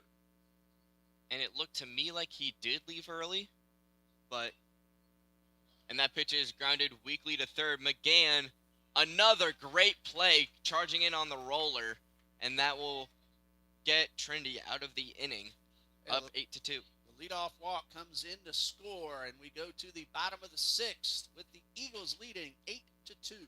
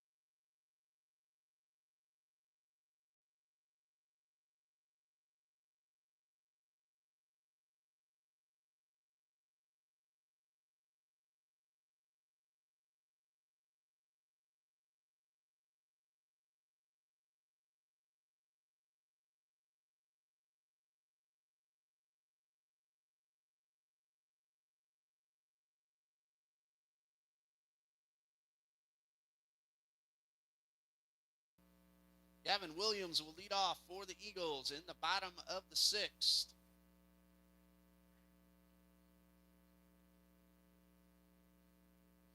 Eagles lead 8-2.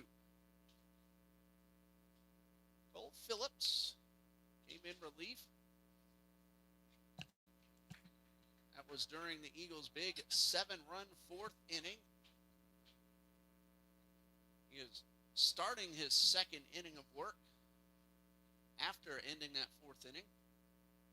Gavin Williams has doubled twice, hit into a double play. He has driven in 2 and scored 1.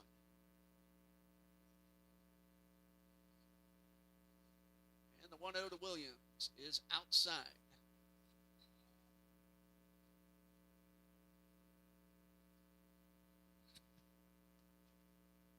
So 2 balls, no strikes to Gavin Williams. Phillips delivers and gets the inside corner. Really nice pitch. 2 balls and a strike.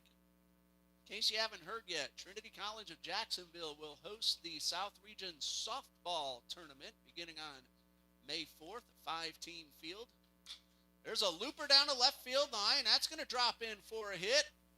Williams takes a big turn, but Sanchez got to it quickly and made a bullet throw back in to keep Gavin Williams to a single. That's his 3rd hit. That was a hard shot by Williams down the left field line, and Sanchez making a good play, getting over there in time and cutting it off, keeping Williams, who is a very fast runner, to only a single. 4th hit allowed by Cole Phillips. Adriel Burgos at the plate. He doubled in a pair his last time up. Williams can run. He loves to steal, too. And a strike called on the outside corner.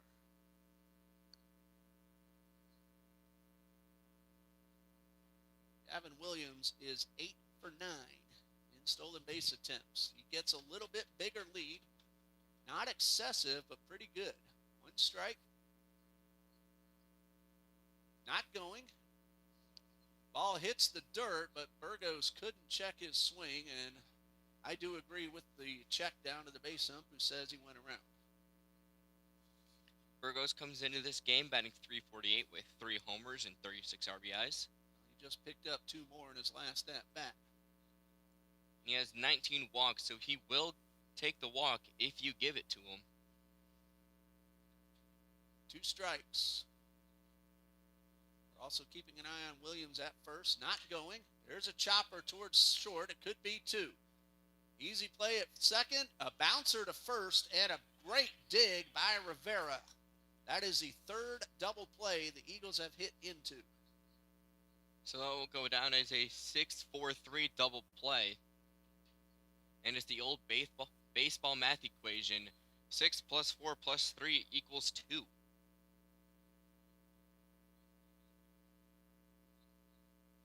And I've seen that on a shirt a few times, and each time I see it, I want to get that shirt.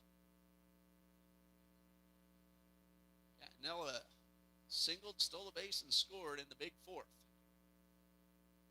Batted twice in that inning. Watches this first one bounce in the left-handed batter's box. Burgos was also in the top 10 in RBIs for most of the season until we had that 10-day layoff. He's not in the top 10 anymore, but he's still driving in runs. Only the schedule has knocked a few TCJ Eagles out of top 10 in several categories. All 2 is down low. Gattinella comes into this game batting .316 with 20 RBIs and 7 stolen bases. 2 balls, no strikes, and a pitch. Hit hard towards third, but scooped by Gutierrez. Perfect throw to retire the side. Leadoff single is erased on a double play. And after 6, Trinity College leads 8-2.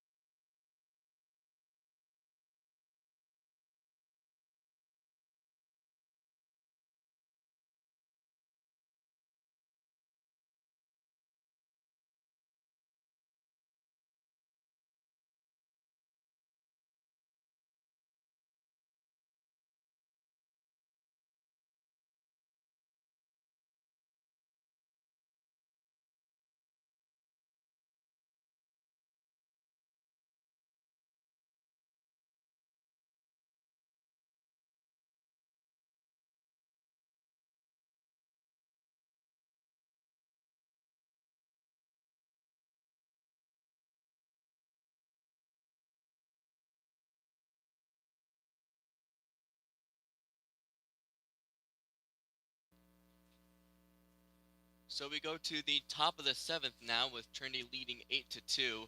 Chance Helvey's on the mound, a rare form of pitcher. He is a switch pitcher, and he comes into this game with 15.2 innings pitched, 10 strikeouts, and an ERA of 9.77. Looking to reduce that here. He had a little trouble at Toccoa Falls. 4 runs in 0 innings credited, but before then, over 3 outings, a total of 7 1/3, just 2 runs. So he's had some brilliance, and he'll try to repeat that performance. First pitch is downstairs for a ball, 1-0.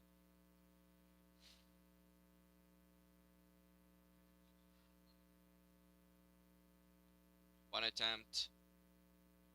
Pulled back, but in there for a strike at the letters. 1-1. Fabian had an RBI single his last time up. 1 for 2. He's hit the ball hard both times. One attempt again, pulled back. Misses high. 2-1. Another Conquistador warming up in the bullpen.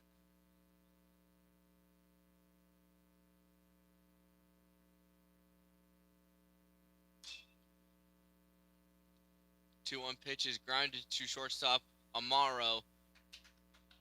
Throws a one-hopper to Burgos over there at first. A long one-hopper, but gets there nonetheless for the first out of the inning. Well, on the artificial surface, sometimes that's the better way to go with those long throws. Dave Concepcion of the Big Red Machine was a master at using the artificial turf to get that ball to first base. Helvey electing to go righty, facing the lefty. I have not seen him throw left-handed yet.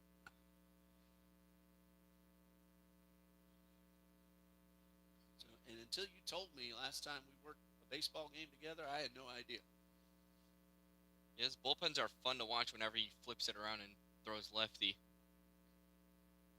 As he quickly gets the hitter down 0-2.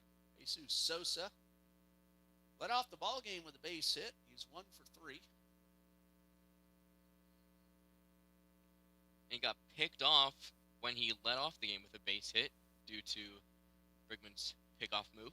He's a guy you want to keep off the bases. He's in double figures in stolen bases, but he's kept off this time on the appeal that he went around, and strike 3 is also out number 2. So good start for Chance Helvey. He gets his first 2 men, and Gino Gazillo will step up. He is 1 for 3.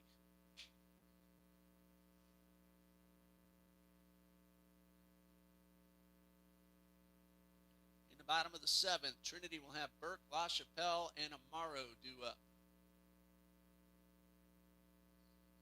1 game today, 2 sevens tomorrow.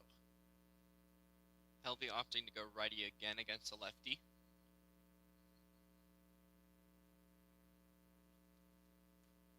First pitch is in there for a strike on 1-1. Is he wearing his double glove there? Does look a little bigger than usual. Looks like it. Yes, he is. That and the 0-1 pitch is driven into center field, but caught out there by Burke, and that will be a quick 1-2-3 inning for Chance Helvey as we go into the bottom of the 7th. Trinity up 8-2.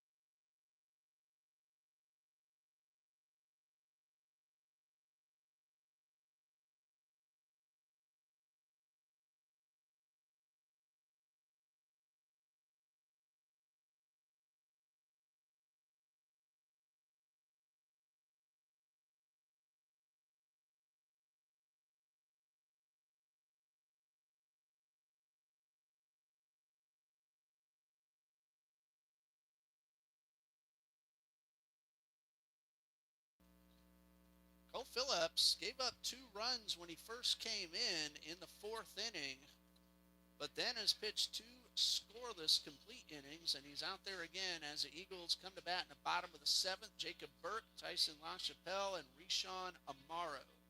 Phillips 2 2/3, 4 hits, 2 earned runs. He has walked 2 and struck out 1.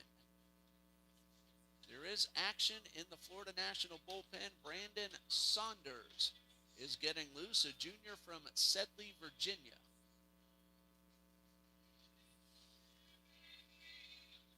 Trinity got 7 runs in the 4th inning after 1 in the 3rd, and Florida National got 1 in each of the 5th and the 6th. Jacob Burke will start the bottom of the 7th. He is 1 for 3. The base hit came in the 2nd inning. Eagles have also hit into 3 double plays. So they've really put runners on base. They've hit the ball well. Now the first pitch to Jacob Burke. Breaking ball that he taps foul toward the dugout. This one didn't bounce up our way. Thankfully. And I think my theory is correct. When it did shoot up here, they just hit the lip of the concrete. 0-1 pitch to Burke. Breaking ball in there for a strike. 0-2.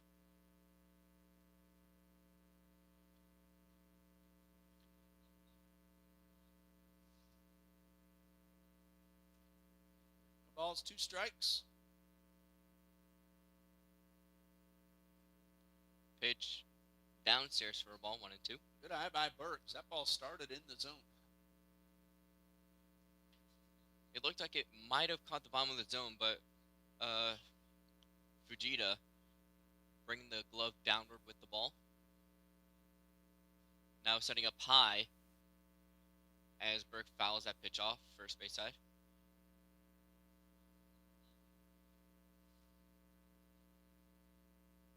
Ball, 2 strikes to Jacob Burke.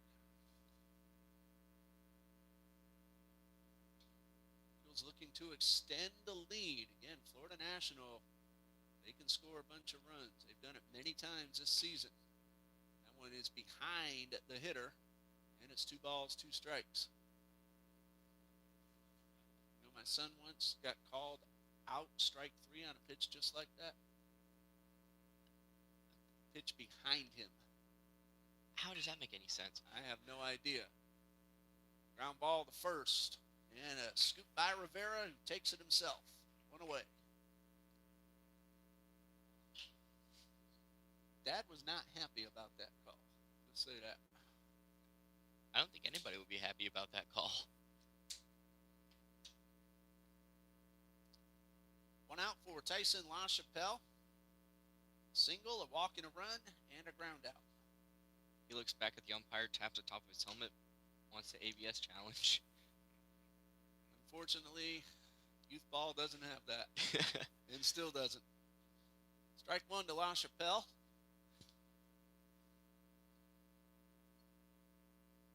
Phillips from the stretch and the pitch. And that's a chopper towards second. Dabian will have a very easy play. And LaChapelle hustling and made it a lot closer than it should have been. Dabian took almost too much time. Credit LaChapelle. I wonder if the tap of the head is going to be the new drawing the line in collegiate, high school, and non-professional leagues. Well, you have to have the technology to get that pitch system up. Sean Amaro, batting left-handed, bounces one towards center, and it's in the center field for a base hit. Weakly hit, but a seeing eye baseball hits softly back up the middle, and it gets through for a base hit. I know one thing, if this defense can get to the ball, they're going to make the play. That ball was perfectly placed right up the middle, over the bag. Sosa and Dabian both made great efforts. Trace Hoff has had a really good day. A walk, a single, a double, and 2 runs scored. Amaro at first. first. Pretty good lead. Now a very big lead. And he's going. Pitch is a strike. The throw just a little bit late, and Amaro is in with a stolen base. And he overslid the bag, but somehow kept his foot on there. And that is a very tough thing to do, and it requires a massive amount of athleticism. That's his 9th stolen base. He's been caught only twice. So a good job by Amaro to keep his foot on the bag to not get thrown out over sliding. Hoff tried to check, but he went around.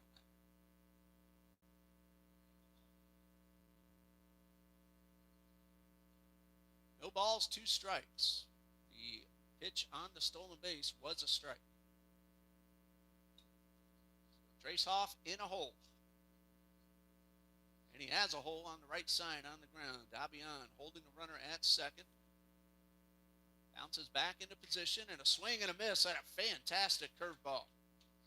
And that'll retire the side. A 2-out single and a stolen base, but nothing else. And the Eagles take an 8-2 lead into the 8th.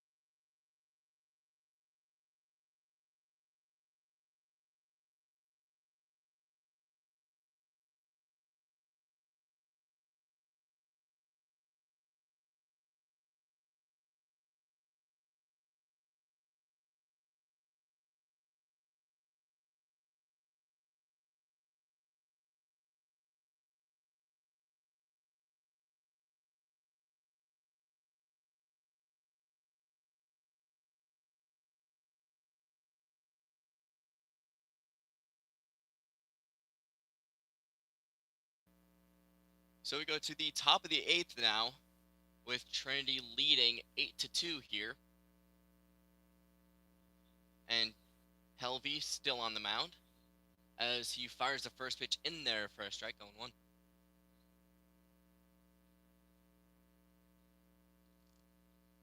The 0-1 from Helvey. Pitch hit on the ground to LaChapelle over there at second. Tosses to first in time. And there's one away. Brandon Saunders is in the Florida National bullpen. Oh, correction. It looks to be somebody new out there. And that will be Caleb Lambden in the FNU bullpen. And up to the plate is Chris Rivera. First pitch in there for a strike, 0-1. Rivera drew a walk in the 6th. Nothing out of 2.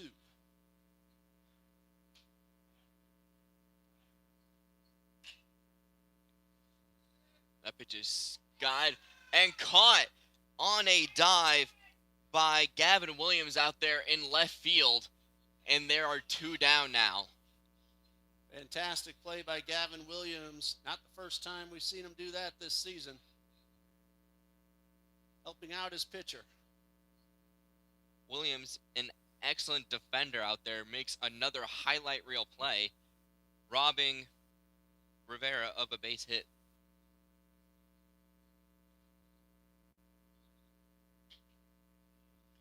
So that will bring Fujita up to the dish. Came into this game batting .352. And that pitch is lined and caught by Amaro. So Helvey gets the help of two great defensive plays by his defense, a diving catch by Williams out there in left, and a robbed single by Amaro at shortstop. Both were hit hard, but Fujita and Rivera, both victims of great defensive plays. As we head into the bottom of the eighth, Trinity still up 8-2.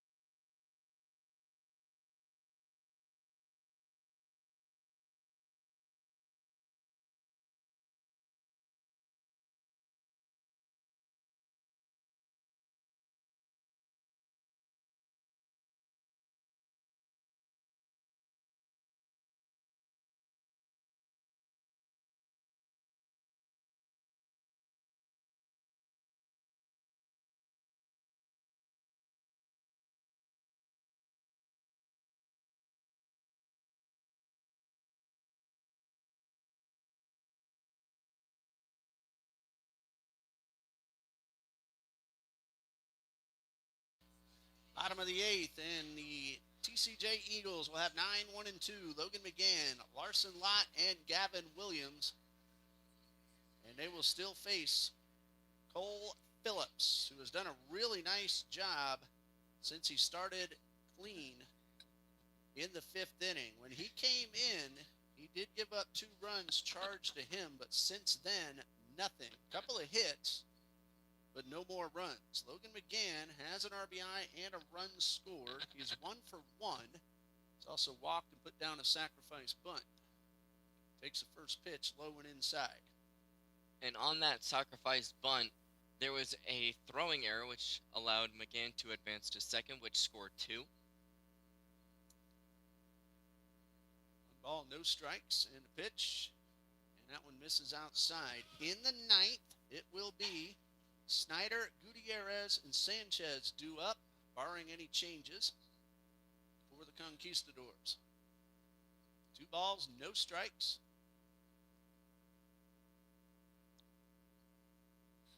Phillips delivers, and that one is down low. We'll be on tomorrow at 12 noon for the first of 2 7-inning ball games between these same 2 teams, right here on the TCJ Eagles Sports Network. Again, well ahead, 3 balls, no strikes, and ball 4 is upstairs, and a good start to the inning. It's a 6-run lead, but the way Florida National can hit, feels like it's a little bit closer than that. Larson Lott has grounded out, walked, and hit by a pitch, and hit into a fielder's choice. So officially, he is 0 for 2. And with McGann's walk, that flips back over the lineup card. A Lott led off today. And a swing and a foul back. A violent hack from Lott. Yeah, he was trying to put that one into the trees. I mean, you're up 6 in the late innings. Why not? Lott has 2 homers and 21 RBIs. Usually a middle of the order guy, 3, 4, or 5, but leading off today. And Lott started off the year struggling, but has quickly rebounded, batting .329 now coming into this game. And again, a base stealing threat not going. Lott started to square around, but then pulled it back and took ball 1. We'll see if Coach Copeland puts his best base stealer in motion. Logan McGann is 23 for 26. 1 ball, 1 strike. He has a really good lead.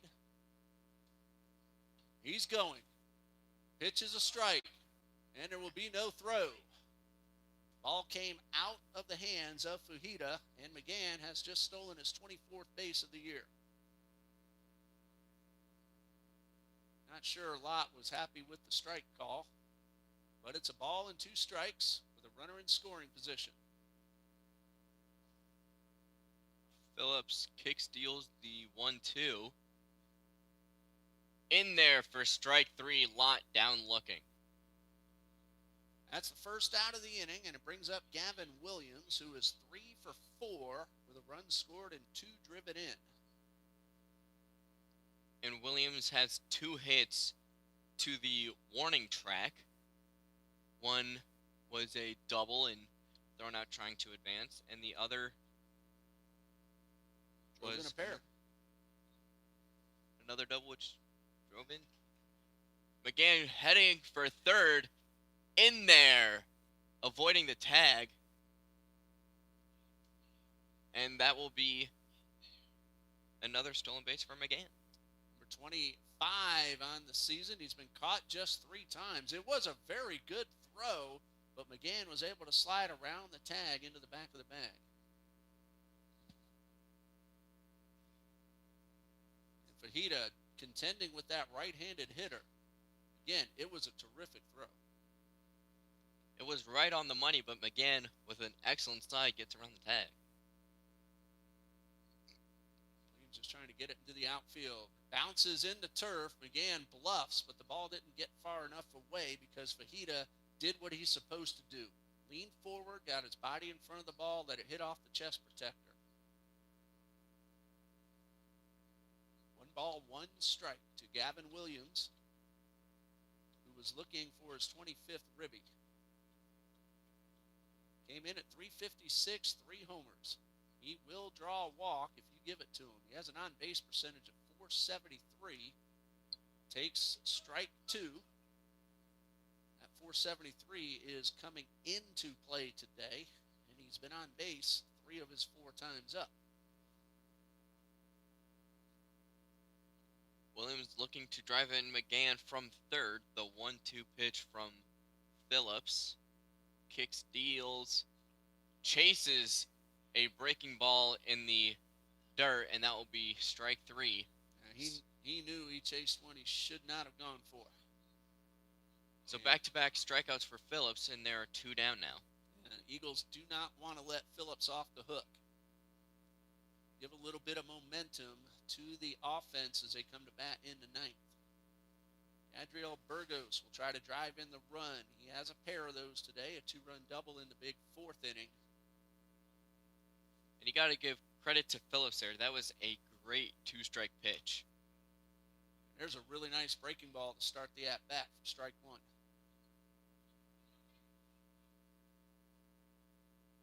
So now there is no action in the Conquistadors bullpen, as Phillips has 2 down here in the 8th. Pitch to Burgos is right back to Phillips. The ball skips around Burgos out at first, and that will end the inning. Trinity up 8-2 here, headed into the top of the 9th.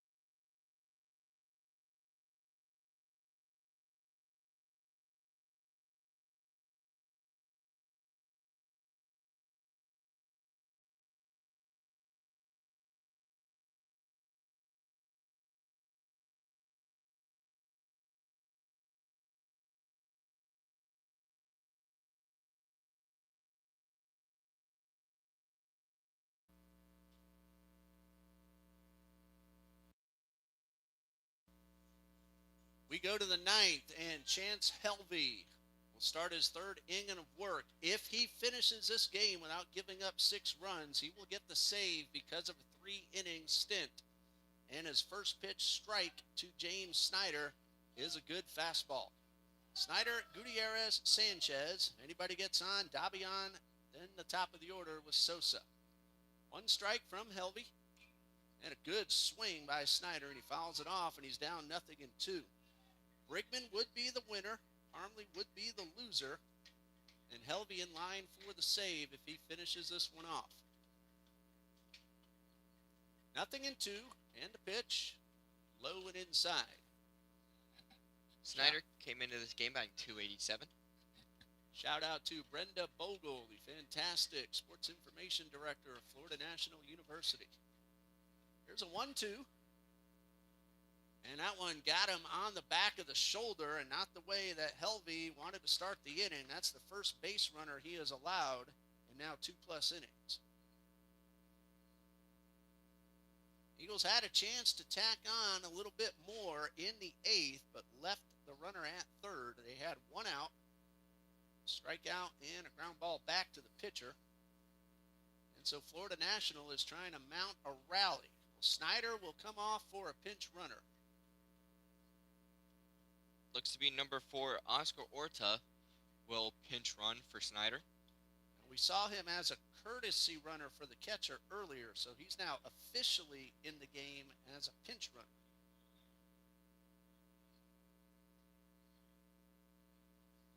And ready to bat is Abel Gutierrez, who had a sacrifice fly to bring in a run in the 6th. He also had a sac bunt. It's 1 for 1. That one being a double. Shows bunt, but pulls back in time to take one outside. If there is a bottom of the 9th, Gatnella, Burke, and LaChapelle would be the hitters. 1 ball, no strikes. And that one's in there for a strike. And Andrew, you can bet Drew Billings is at least standing up in the bullpen right now, if not getting ready. Is probably doing some light stretching right now. Hoping not to go into this game, but will if need be. 1 ball, 2 strikes. He loves to pitch, but the situation would say that he'd rather wait for tomorrow. 1-2 from Helvey. Check swing, and no swing, and I agree with that. Yeah, he held back. I don't even think he broke the plate at all on that check swing. So the count is 2-2. Can't blame Lott for asking the base ump. Modest lead off first by Orta. And Helvey delivers a high fly ball to center field. Jacob Burke, plenty of room, camps under it, and there's 1 out. So now a double play here ends the game, which will give Trinity a win here to open off this 3-game set. We will have a pinch hitter for Fausto Sanchez. And that will be Benjamin Schaefer pinch hitting here. Hitting .255, 2 homers and 16 RBIs.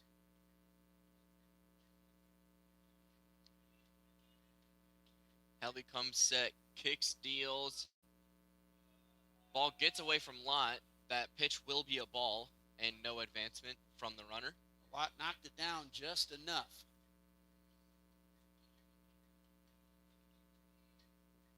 Helvey not too concerned about the runner at first. He has a 6-run lead with just 2 outs left to get.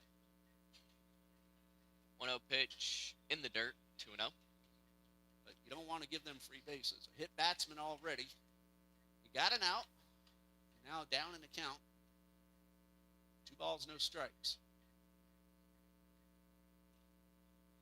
Outside, 3-0. So Helvey looked good through the first 2, and now a hit batsman and quickly down 3-0 in the count. 3-0 pitches in there for a strike, 3-1. And this team can score runs in bunches. Helvey does not want to give them free base runners. And he does, though, and that's ball 4. There is one out, 2 men aboard. Dwayne Dabion, the scheduled hitter.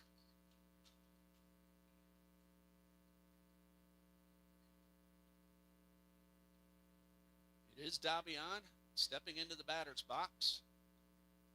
The Conquistadors changing base coaches and a pinch runner who was coaching third base just a moment ago. Fausto Sanchez is re-entering as the runner. And there will be a mound visit by Coach Broaden. And before the mound visit, it looked like he was checking on somebody in the Trinity bullpen. So we will have to see who that will be.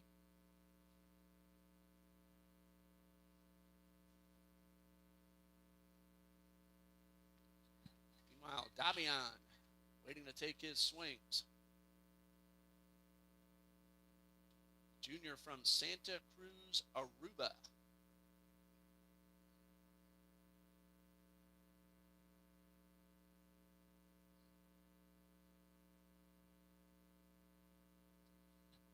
Coach Broden talking with not just Helvey, but the entire infield. The double play is in order with runners at first and second.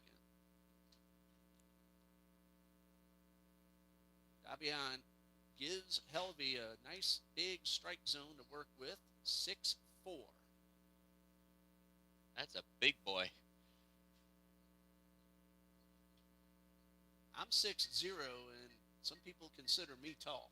I'm 5'8". 6'4". My son is about 6'3 and a half.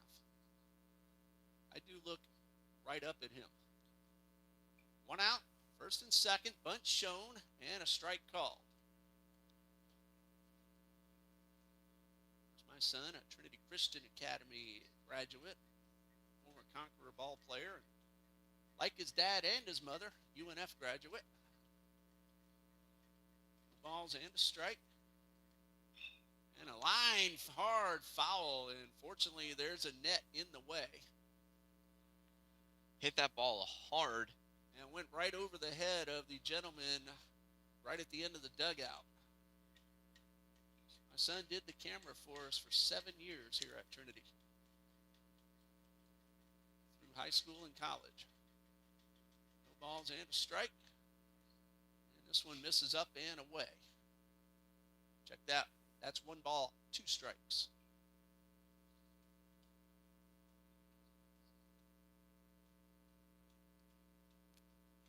Helvey is ahead in the count.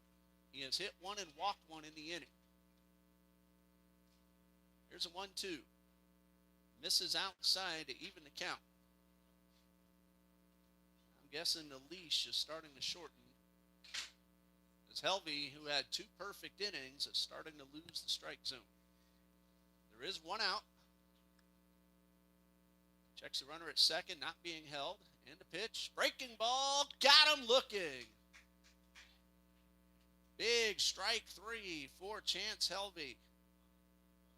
And the slider broke back over the inside corner. And Drew Billings is warming up in the Trinity bullpen. And we have confirmation on that.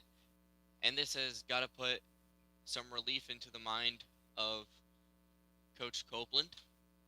Jesus Sosa in the batter's box. Ground ball towards second and into right field. That's a base hit. A runner around third. Gattinella will throw to the plate. It is not in time. An RBI single. The leadoff hit batsman comes in to score. It's now 8-3.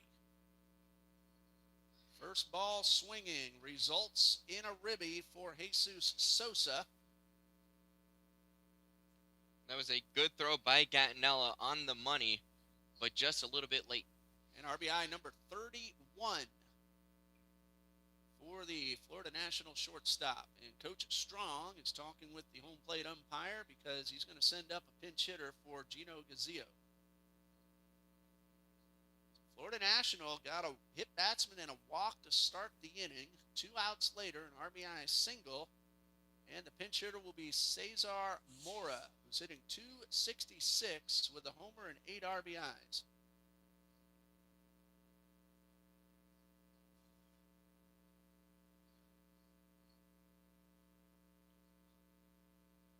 Two on, 2 out, 1 run is in. It's 8-3. Eagles lead.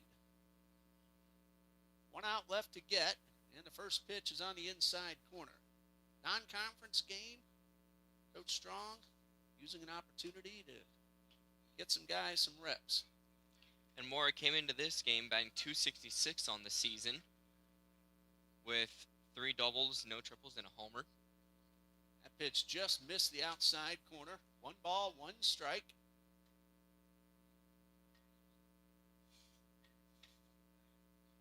Now, if he reaches, it would be a save situation for Drew Billings. Counts 1-1. And the pitch. Hopper towards short. Amaro flips to second, and that's the ball game. Final score, Trinity College of Jacksonville 8, Florida National 3. Winning pitcher Jacob Brigman is now 6-3 on the season as the Eagles go to 15-19, 7-5 in South Region play. Florida National drops to 22-17. There are 7-4 in their Continental Athletic Conference play, and Brandon Parmalee will take the loss. He is now 3-3. Andrew, well-played game by both teams, but Trinity had that big 7-run fourth inning. That put the game, I wouldn't say out of reach, but in a situation where Trinity was able to fend off those 3 late runs. Yeah, that big run, that big fourth inning where Trinity put up 7, that was the difference maker in this game. And that was enough to carry them through the rest of the game. So the box score for Trinity, 0 in the first, 0 in the second, 1 in the third, 7 in the fourth, and didn't score the rest of the game.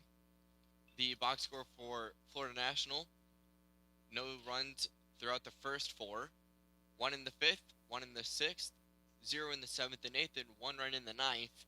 They threatened multiple times throughout, but just couldn't get a crooked number up there on the scoreboard. And Florida National got 1 in the 5th, 6th, and 9th. Jacob Brigman is now 6-3. He gets the win with 6 innings, 5 hits, 2 earned runs, 3 walks, and 5 strikeouts. Chance Helby gets his first save of the season. He pitched the last 3 innings, allowing just 1 hit, 1 run it was earned. He walked 1 and he hit 1. Well, that's going to do it for game 1 of this 3-game set. Tomorrow, 2 7-inning ball games beginning at 12 noon right here on the TCJ Eagles Sports Network. Any final thoughts before we sign off for the night? Fly, Eagles, fly. Another Eagles victory. For Andrew Tomasoni, who joined us on the broadcast once again, Luke Mashara, our official scorekeeper, Abby Springer, our game day coordinator, Coach John Copeland, and Associate Head Coach Jordan Broden, and Athletic Director John D. Jones. I'm Ray Bureau saying good night and God bless you from Trinity College of Jacksonville.